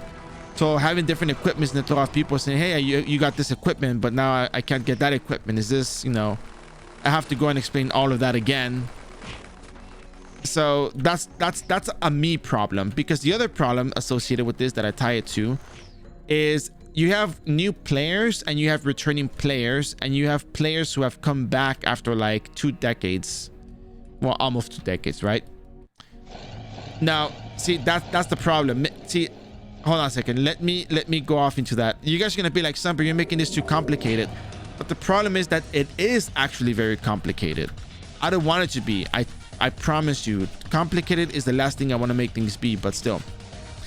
So you have the returning players who haven't played in like a year or 2, and those players adapt to the game fast. They know what's up. You just tell them, oh, we got this new update, and that's it. Okay, cool, and they're off and they're good. They know how to play the game. You have people who return after like 10 years who don't know about the Noblesse equipment. You have people who return after God knows how long that they don't even know about the leveling going beyond level 150. We have people who have been gone for different periods of time that, you know, different. And then you have the people who are completely brand new. The people who are completely brand new need to be explained the entire thing. Not like the lore of Ragnarok Online by Sunbear. No. It's more like explaining like, oh yeah, like we don't have skill stat resets. Or you have skill reset up to 99. But these are the skills that you use. You have to go to these maps. You have to watch out for these situations. You have to read this material, blah, blah, blah. No, there's a lot of information. It's like information overload for a new player. Now, combine the hazard of having things not be updated and then suddenly they're updated. Everything that you just said, everything that you just mentioned changes in a few parts, but it kind of throws off the new player because they're not familiar with the game. New returning players will easily catch on to that. But you see, here's the other side of the story. The goal for me is not just the returning player market. It's a new player market. We've had new players join in iRO in the past couple of years. We've seen people coming from the mobile games to play on iRO. The problem for me is that if I take the time to explain a whole bunch of things, I have to explain it all over again because everything is very dependent on what's going on in the game for them. Well, part of it is depending on what's going on with the game for the most part. And then having to redo it all over again. Like 1 to 99 on booster was fine. But then with the Juno Monster Society, and then people saying, oh, the booster is not the same as the one that we have right now. And then people saying, oh, the game starts differently than how you started. You know, that causes me problems. Because that throws people off. Now, yeah, but if you have the Paradise Group, that solves a big chunk of the problems because the Paradise Group goes through like 1 or 2 updates. But that's fine as long as you know the Paradise Group exists and that you get these really cool weapons that from there as well. You know, plus 100 is not that much of an issue. Really, it's not. So, and then the thing about the Zenny video, I am not, okay, like you guys being here for a while, you guys know I'm very genuine. You guys know I'm very genuine about my opinions and my thoughts. You guys know I'm not like ever, I'm gonna be a total just because I'm gonna be a total because I'm mean. No. I'm never like that. You guys know that perfectly fine. You guys know that perfectly. You guys know that better than anyone else in the world. So, that said, I'm not a fan of Zenny videos for one particular reason.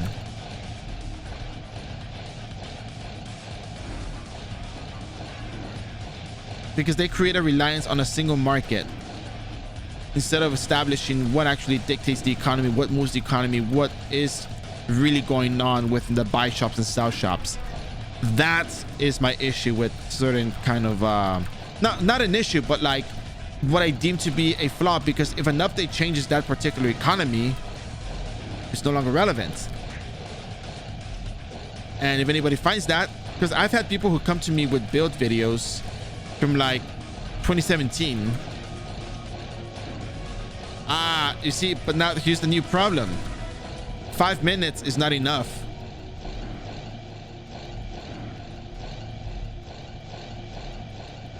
Maybe it's just me.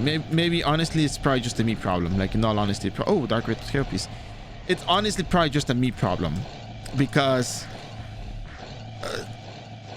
I think there's various components to the economy in terms of, first of all, you have to ask the question, why are people buying this? That's the first question that needs to be asked. I'm gonna leave that on the floor. That's number 863, right? Where did I leave off at? Wait, who was 62? Wait, who was 861? Oh yeah, 862 was Face Room Queen. And then Fairlock is 863. Okay, cool. The market evolves, yes. So the thing that dictates the market, I talked about this before, but I'll talk about it again because I like it. First of all, what is a market? Well, not like, I'm not gonna go that deep into it, but you know, just like the general idea. What is a market?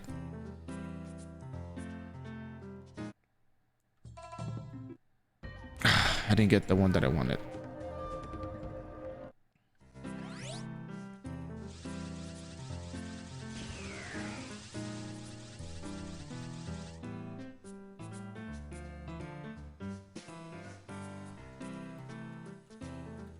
Let me see if I can get some old scrolls in the market.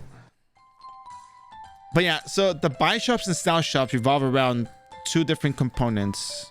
Well, three actually. One of them is the brewing / crafting.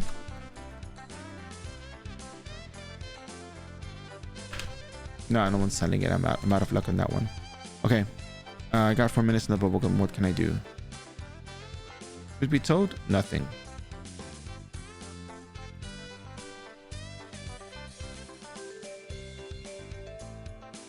Let's go to Jitterbug. We'll go to Jitterbug, yeah. So the brewing and crafting initially is what dictates the buy shop and sell shops for one part of the game. How do we know that? Well, because people buy items to craft stuff, such as the plants bottles, the full chemical protections, the poison bottles, the runes, the materials to summon your elementals, blah blah blah. The other part of it is the cash part, which is where people buy the cash consumables like blacksmith blessings, the bubble gums, and so forth.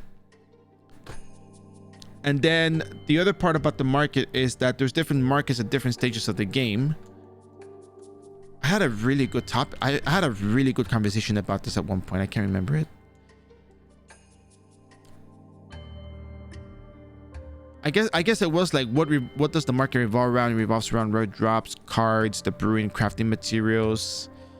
People buy materials to brew stuff and sell it in the market. People buy materials for their summons or whatever else they have for their characters. And then people buy enchantable materials. And then there's different stages. And then there's cards. There's cards that have certain value. The 1 to 99, the 100 to 150, the 150 to 200, and the 200 plus markets. The items you can get in the 1 to 99 phase of the game as you're leveling. I think that's really what it was. Yeah, maybe like 10 minutes would actually make it worthwhile. But I think that eating the Paradise group also kind of opens up a new market for that, for the trading in items to get EXP, but I'm not entirely sure how that one works. But it's something like that. And see, and the face room skins are the 140 to 200 part of the game, or 200 plus, whatever you want to call it. like everything can be categorized. It's just that, you know, we have to explain the relevance to the market on it, not just like, oh, farm this and make Zenny, you know. At this level you can farm this because people have farmed you know, headless mule cards at level 150.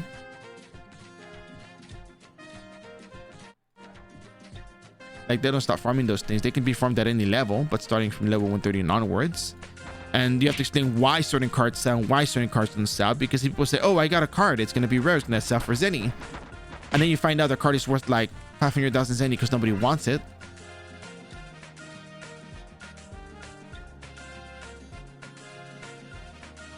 So there's like a, you know, like the market behind cards also has its you know, its explanation. Market behind brewing materials, the crafting materials has explanation, the enchant materials has explanation, you know, the rare drops has its explanation, you know, like, and there's like a level range for that. Like, everything can be categorized. Just Paradise Group is the one thing that I would like to at least see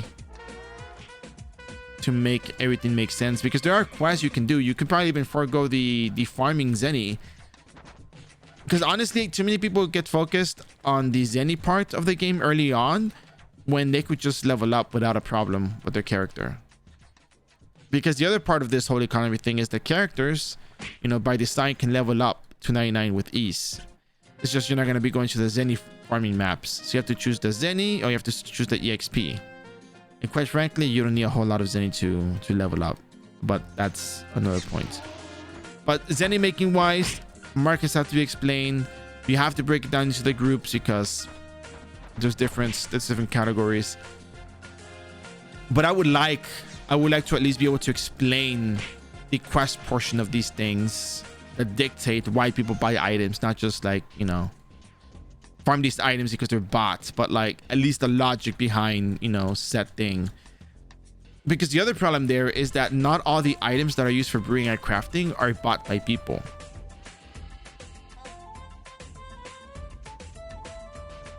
You can farm, you know, people have been successful farming Zenny early on.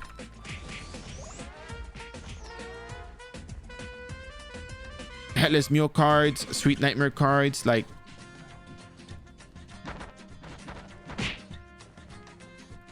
you know, there's some market you can tap into early on.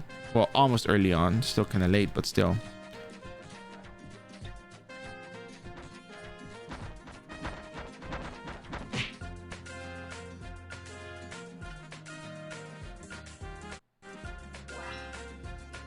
Yeah, but see, there's the other problem that I have is that sometimes people get too focused on the Zenny when their character's perfectly capable of leveling with what they have. Like the Noblesse equipment, the Grace equipment made a huge change to RO. It actually made it a lot easier. And then when the syrups came in, everything became like extremely easy. Like it's just like out of the question, not hard to level up. It's out of the question to think that it's difficult to level up. It's just a matter of knowing the game. So it's better to level. Yeah, it's better to level because you have what you need. And then the other thing that this ties into, and I'm sorry for jumping all over the place, I know we're talking about the economy, but at least you can tell I'm passionate about it.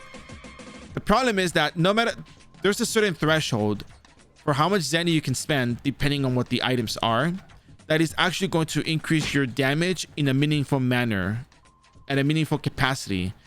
Like you're probably still gonna like 3-4 shot a monster. Maybe you're 2-3 shot the monster, but the amount of Zenny you spend trying to get that weapon to do that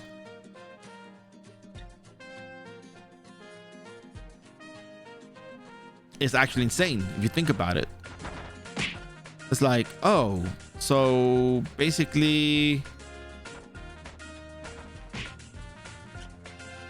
if I spend 50 million Zenny, I'm only going to do this much more damage as opposed to the current weapon that I have. Like, yeah, you know, it happens. Now, there are some cash gears. There are some cash gears that do have that impact at a low value. But, you know, I try not to focus on it because market values change. You know, you can't rely on one fixed price one time that you saw it because everybody bought that one OCP box. Now the item is cheap, you know. They had it for a very long time. I don't think they ever made it a penalty. I don't think they ever penalized us for the drops.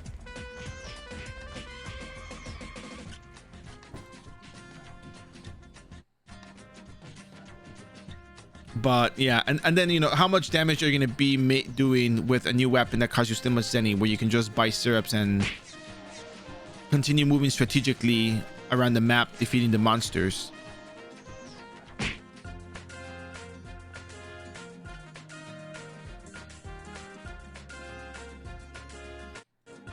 Like there's all these tiny little nuances from my perspective that, you know, I see them, and I've seen people struggle before, and I say it's just as simple as this.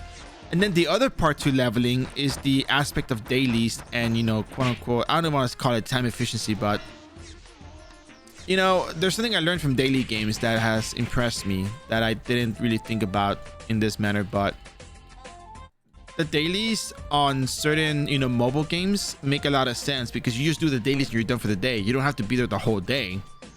But sometimes the way this gets approached by players is, oh, hey, you know what? I'm gonna do the dailies. I'm gonna just grind raw EXP, and the amount of resources you spend trying to, you know, 864 with Jitterbug. We're gonna go straight into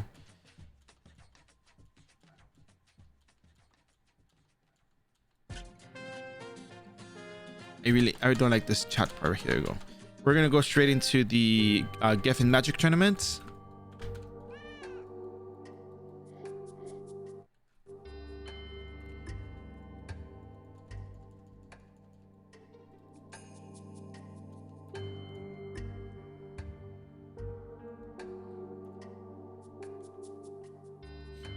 What was he talking about?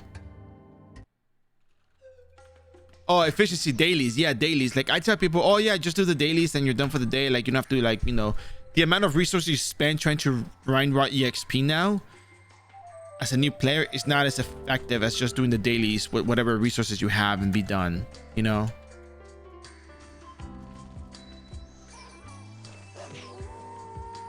Like if you can spend less consumables getting the EXP than you would by just doing raw EXP. Now, some people will consider that min-max, but I would call that, you know, being considerate of your time and your, you know, consumables.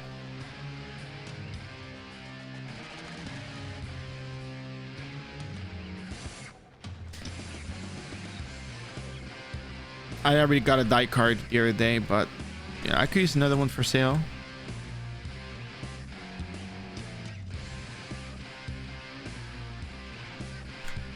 Maybe that'll get me some zenny so I can buy another MVP card or something, but you know.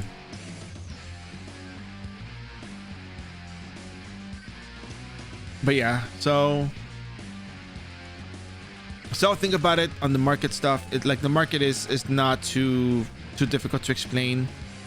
It's just properly scripting it, because sometimes I don't know if people might drop off when it's like, oh, it's not a, you know, what to farm. Because very often, more than not, people ask people, what do I farm though? What can I just farm for zenny? It's like the explanation of the market doesn't seem to be as important as just where do I farm for zenny. And I understand that. That's perfectly understandable. Like I'm not gonna judge on that, because, you know, not everybody wants to study the game.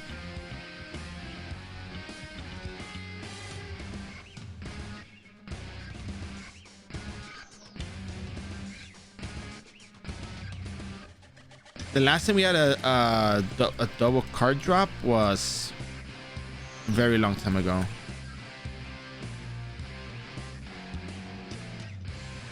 I can't remember the last time we had it. A couple years back.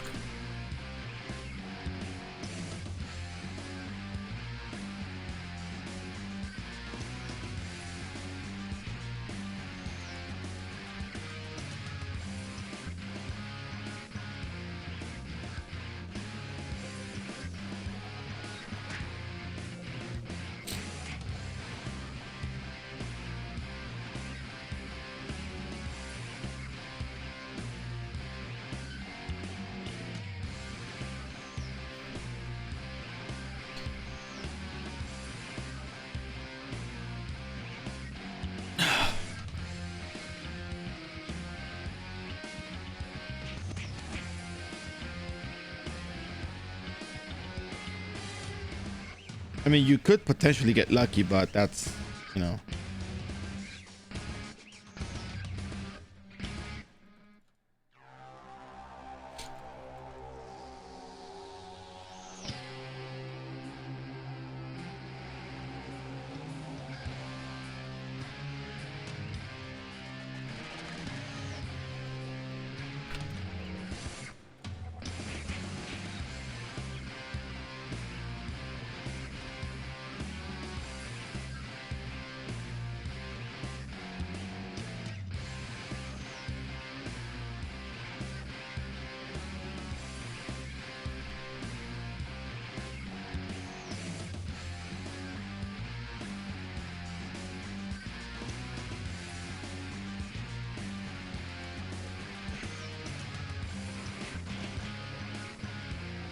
Yeah, something I'm working on right now is the cutting up the endless tower run that I did in Diats. You know, no cash, no MVP, no was it no cash, no death, no MVP? Yeah, no cash, no death, no MVPs. So maybe that'll be entertaining. I'll just commentate the whole thing, you know, like the floors and stuff and the strategy, and talk about why this, why that. Talk about how Hyunrook Breeze is a really good skill.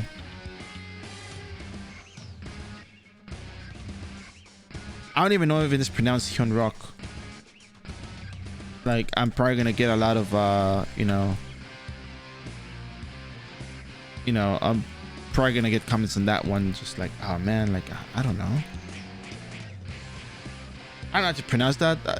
English is my second language. I learned Spanish first when I was little. Well, technically I learned Spanish first and then I learned English, almost like, you know, side by side, almost. Kinda, I guess I would say, but that does not work as an excuse, because that's not English. But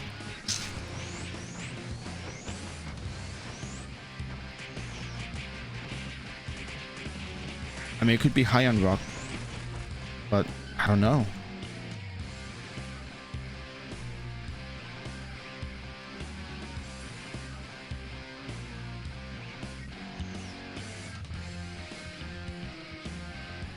Well, maybe I could find how to pronounce it. Oh no, no, not fake Nabian. No, anybody but her.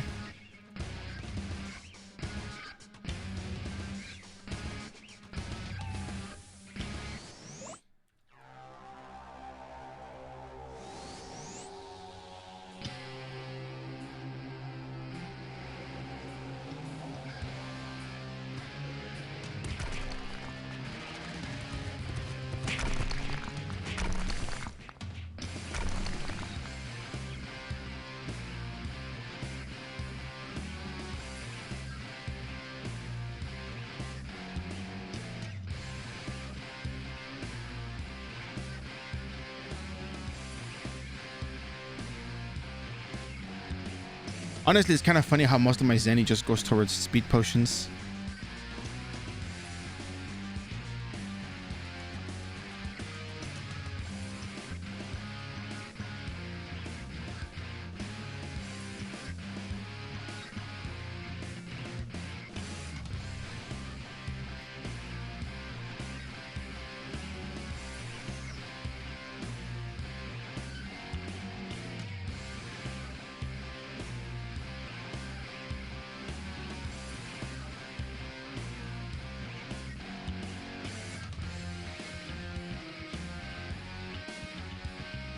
All right, we're gonna fight. We're gonna fight. How are you gonna fight? We're gonna fight. Fight me. Fight me.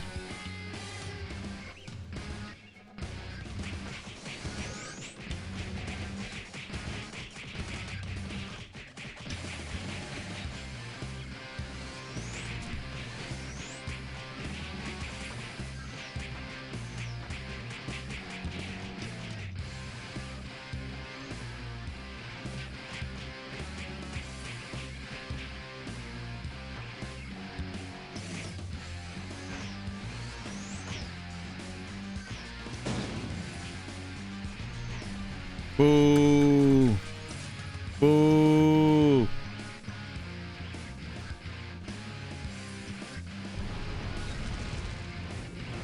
Got nothing. Give me 1 second, please.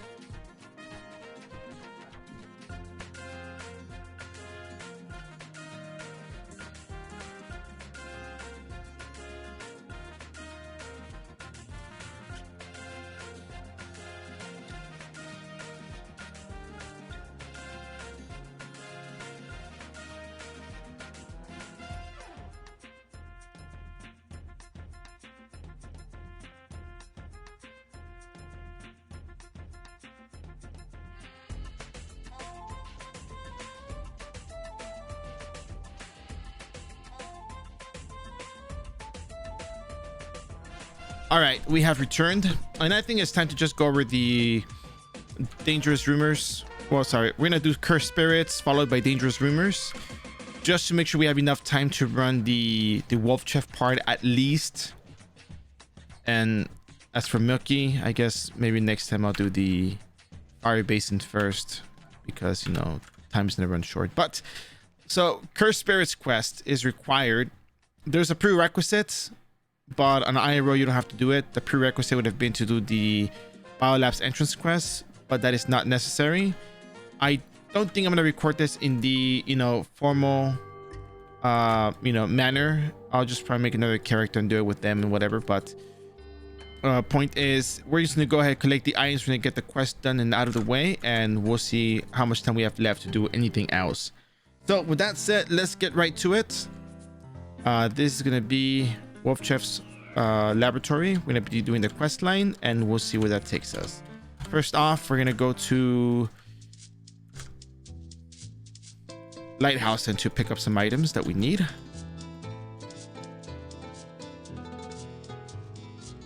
Which for me, it's easiest to go to Lighthouse, and just because we have the teleporter with the thing here. I'm gonna go to Lighthouse in. It is also likely that after we finish this, we might be able to do one more instance, and we'll be riding off into the sunset. Well, the afternoon, because it's early afternoon here.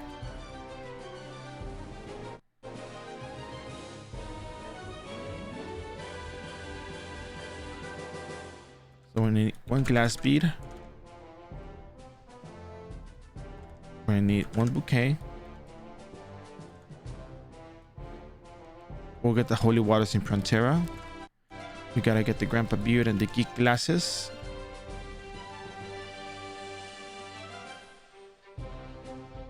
Handcuff and holy water are what's remaining. Just go ahead and do that. Oh, look at that. Someone transformed into the Cecil. Okay.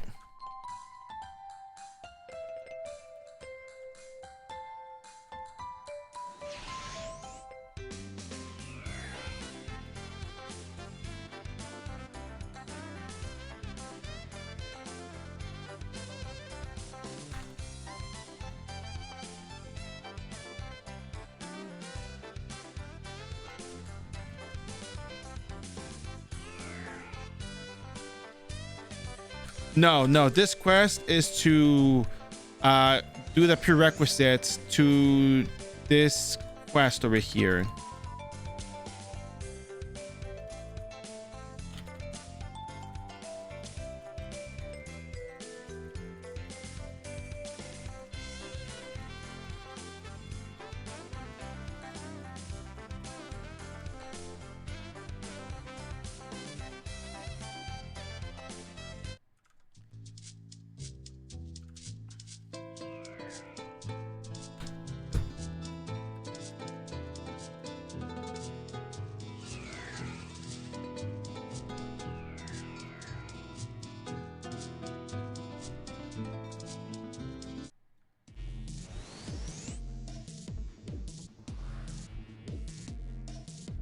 So let's go ahead and grab the handcuffs that we need.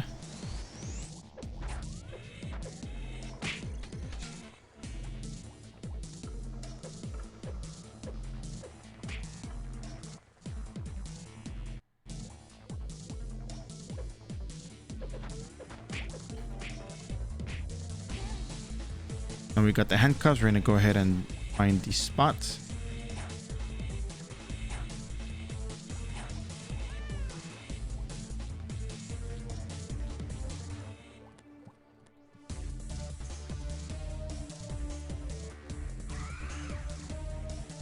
As long as you get cursed, it's fine. There you go.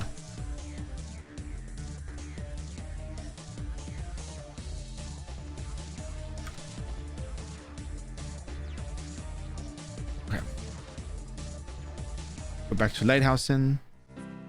Oh yeah, no, I just want to make sure that I explain it clearly, because it's I don't want it to get missed one way or the other.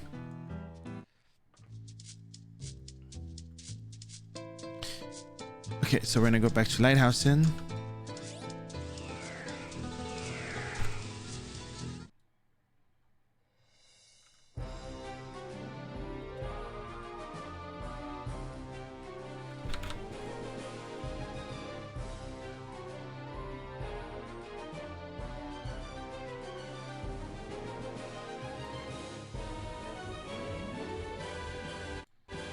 Now that we are here,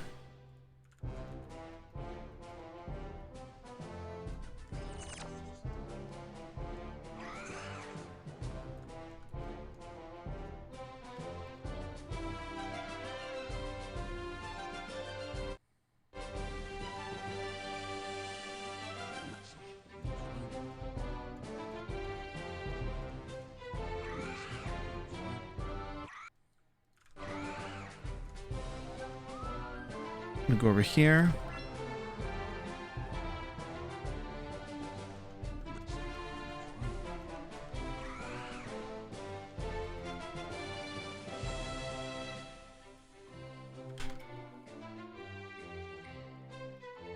Now over here.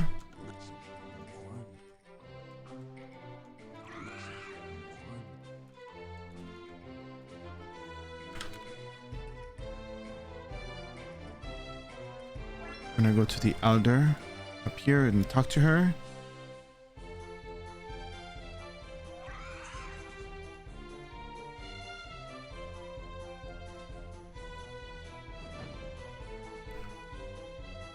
Have to go all the way to the Reckenbear office. So run all the way over there as fast as your little feet can take you.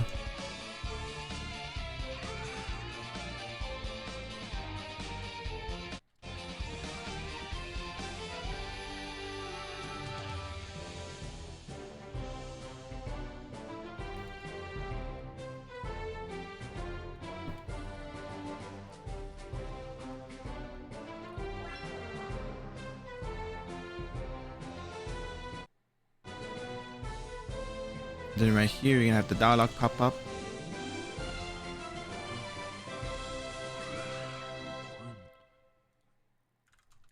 And you go forward, talk to the representative.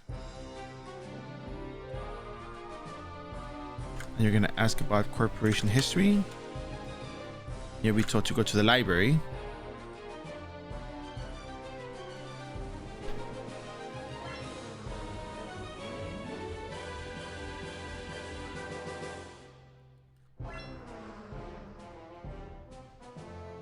Talks to the representative and corporation history.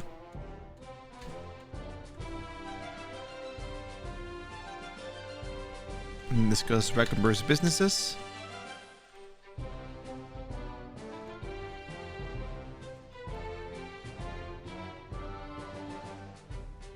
Yeah, you can look at the book here.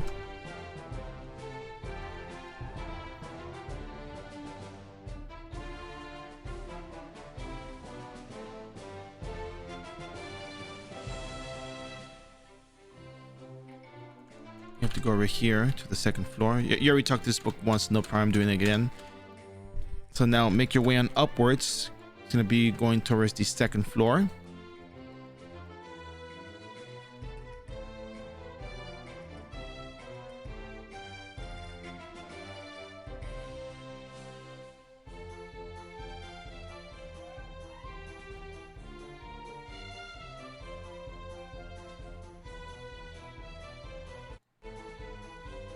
And then you're gonna get a little proc here.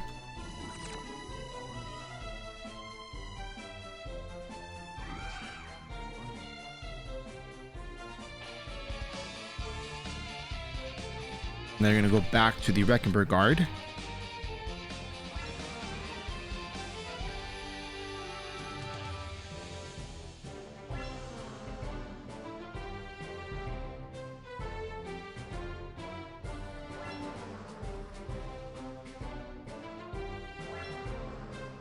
You're gonna put on your geek glasses and your grandpa beard. And you're definitely one of these guys. Yep.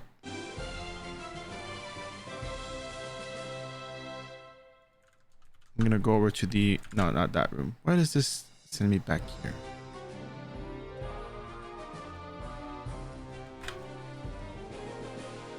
Yeah, never mind. You have to go over here to this room over here.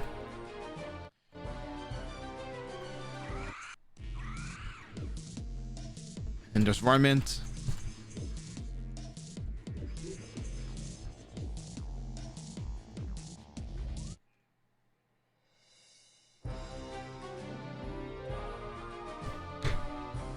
Now you're back.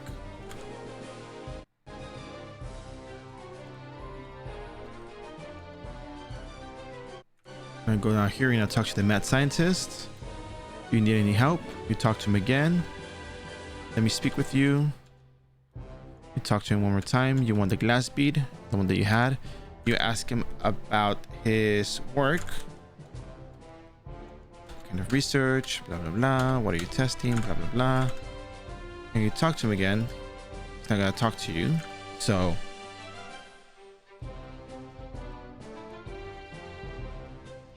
go up. I'm gonna go up to the room in the middle.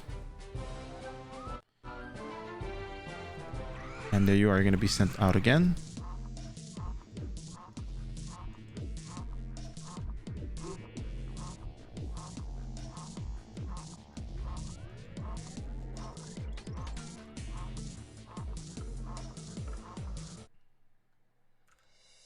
Once you get the old pendant, you go back to the slums.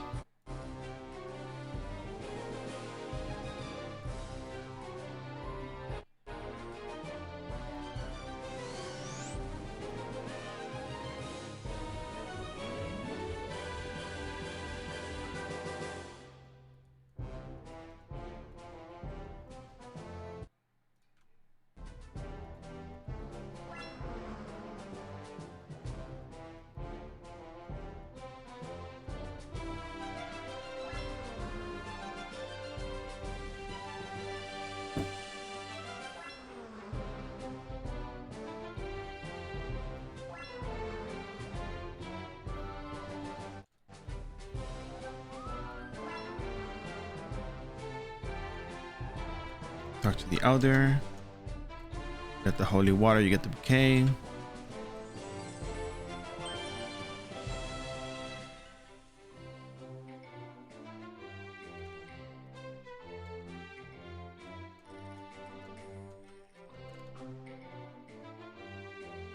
Yeah, I guess you can just go return it to this rightful owner already. It's gonna be located over here.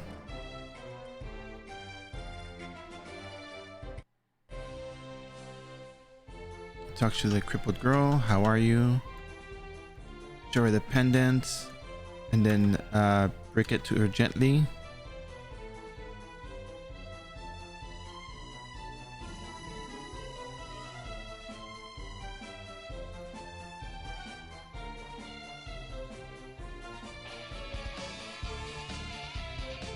Okay.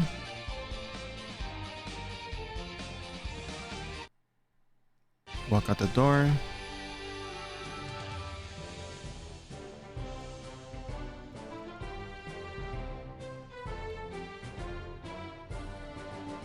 Then I have to go back to the Raccoon Corporation. After receiving some EXP. And then here you are gonna just run all the way back. You can't teleport in Lighthousen. Just spam this until I let you through. Just spam it. There you go.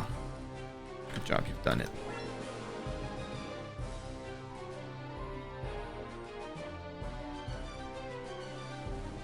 Yeah, I don't want to say I'm super impatient, but like, you know, I'd rather spend the Zenny. Like now that I have Zenny, that I'm making Zenny, it's like I just want to use the speed potions. Let me just move fast. Like I just want to move fast and be, you know, good with it.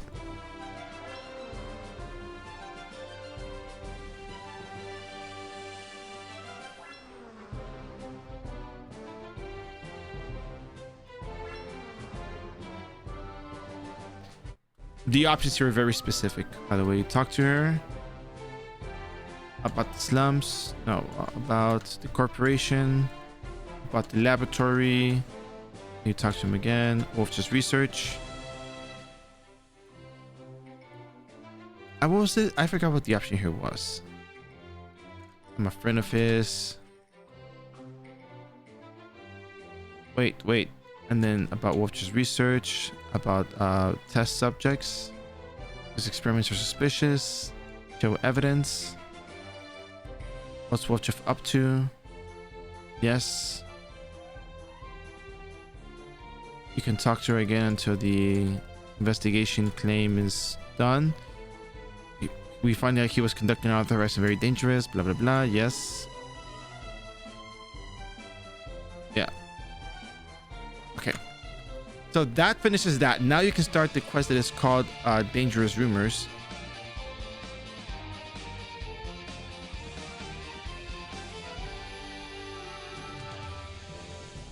This one is going to give you access to the 4th floor in the Bio Labs, like instantly. So let's go ahead and run all the way back.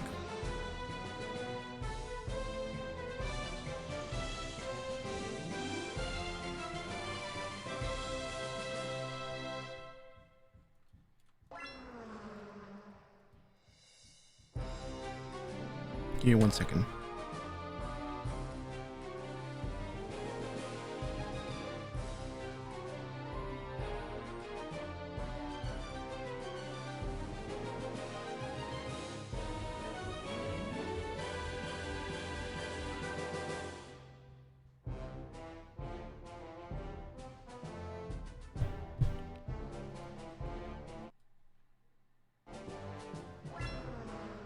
Alas, our time is running short, so we're gonna just finish up the Wolf Chef laboratory, and then that'll be the end of the day for us, because I have stuff to do. But hey, we had fun trying today's instances, right?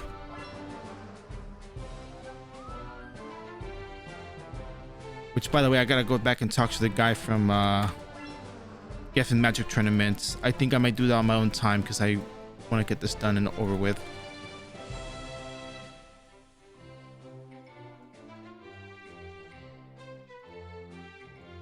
Okay. Now we go to the dungeon teleporter.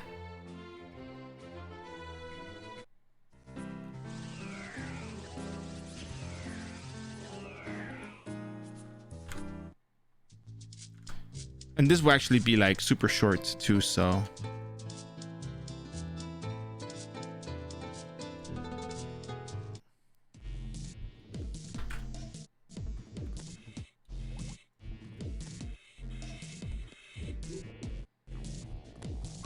So we're gonna head on over to the 4th floor. Their character quests tend to be just character, just character. How do I say it? Character bound. So you have to do it on every character. So you can imagine how that makes creates an economy for certain cards. Like episodic content quest wise, you have to like go into the 17.2 to run the senior red pepper and the red pepper and the Grand Papilia. So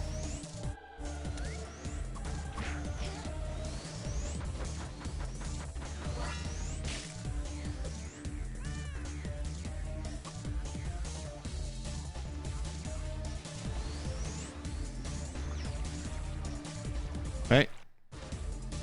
And right here, you're gonna run into Wolf Chef.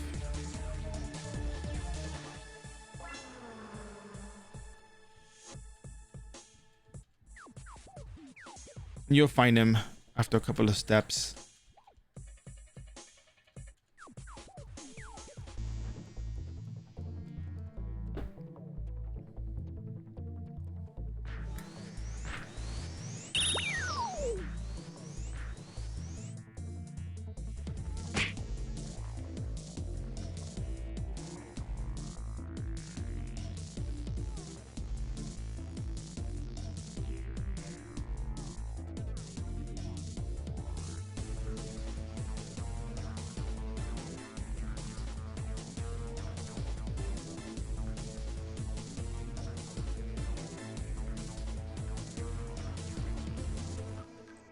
And now you found Wolf Chef's laboratory. You make a party on your own.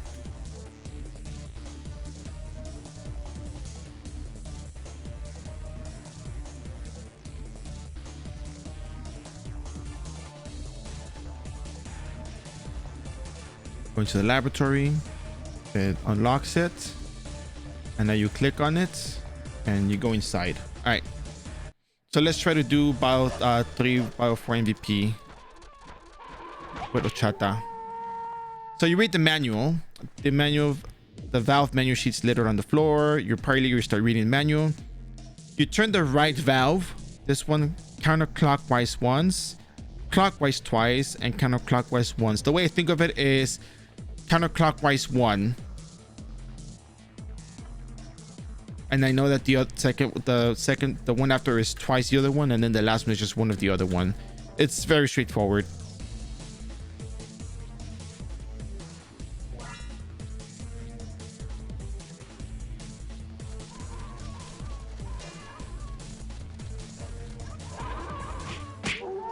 These things have a lot of HP. Like an insane amount of HP.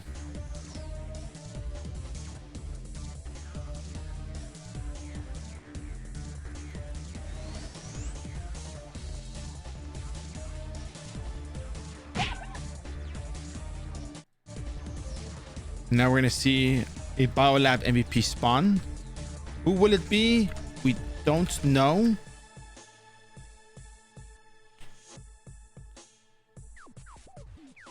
But we'll see.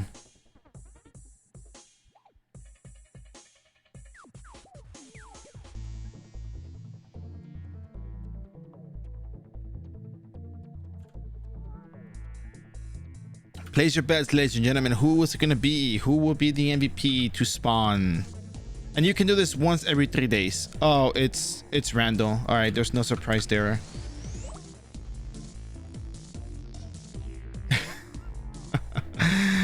All right, well, let's see if we can do this without dying, because it's very likely that we might die if we don't approach this with caution.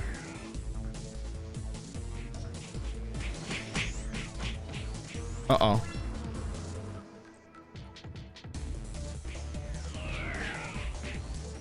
Come here, come here, come here.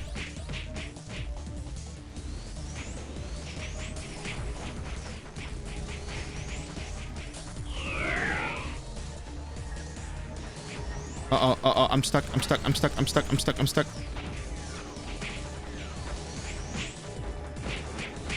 Okay, I've caused myself a lot of problems like this.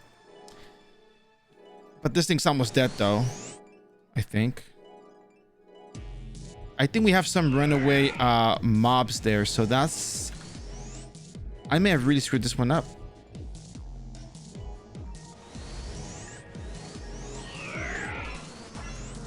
Okay, here we go.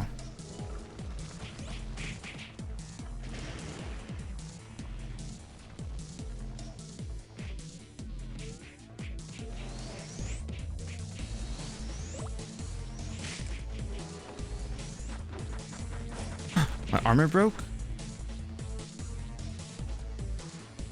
Okay, I may be potentially screwed here.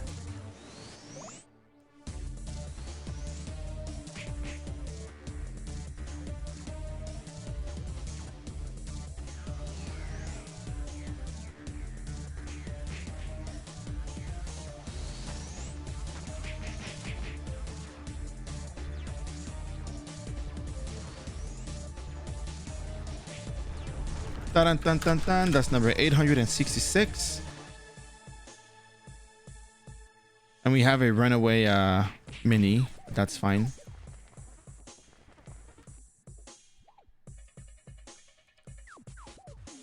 Yes. I will send you out. And that's it.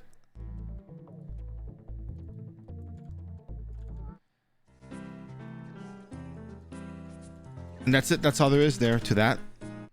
You can do this once every 3 days. You can fight a Bio 3 MVP or Bio 4 MVP. And yeah, it's actually a really, really good instance to run. I highly recommend doing the storyline quest. It took us what, like maybe 30 minutes maybe? I don't know how long it took us. I lost track of time, but But what I do know is that I talked to NPC I'm supposed to talk to, right? Okay, yeah, it's gone. We're good as done here. Yeah, I did. Okay, cool. I'm not gonna set anything for sale right now. I don't know about being on tomorrow.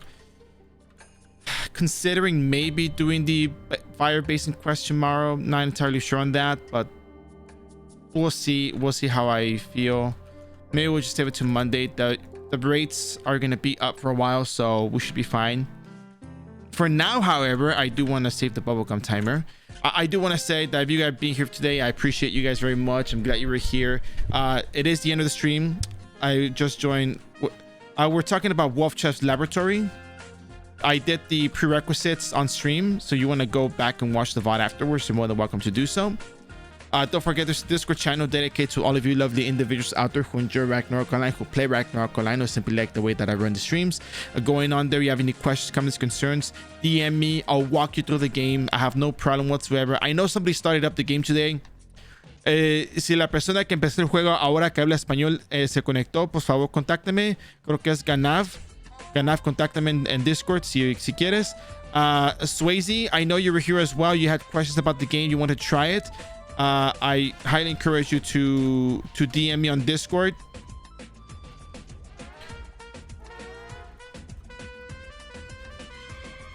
Sí, por favor, contáctenme. DM me if you're watching the VOD or you probably didn't see it. Just DM me. I'll walk you through everything. Like I said, I would. Just join the Discord. I'll be very happy to do so. Happy to walk you through everything. Just know that I am true to my word. I'll sit down there and I'll write everything for you. And 220 to 25 30-minute run. Did you BMX study that? So the other thing is there's also a YouTube channel. I'll be working on stuff. I am working on stuff. I'm working on the Endless Tower, no death, no cash, no MVP video. So, you know, subscribe to that so you can see it when it comes out. It'll be a full commentary on the Endless Tower, how I approached it, my train of thought. You know, just kind of give me like the Sunbear experience from the other side of the screen. And then, yeah, hit the follow button if you haven't yet done so. Now, we are going to go ahead and jump into another stream. We're going to go raid someone that I know, a friend of the channel, who is very, very talented in terms of art. And they're very, very good at this. So we're going to go ahead and say hello to Spally Does Art. Spally is very talented artist and animator, so you may actually find it interesting if you like arts and animations. When you enter the stream, there's going to be a video playing, an art video showing the animations that she's made, and I'll tell you right now, straight up, it's really, really good. I like it. I always rate into that because I think it's really good, well deserved, great vibes, very fun, energetic person. You'll definitely enjoy it. And again, as always, thank you guys for being here today. I really appreciate it. I know the stream was a bit shorter than maybe you expected it, but you know, I give you guys all I got. With all my heart, every day, I give you guys the best. So that's it. Let's go say hello to Spally, and thank you so much. We'll see you on the next adventure.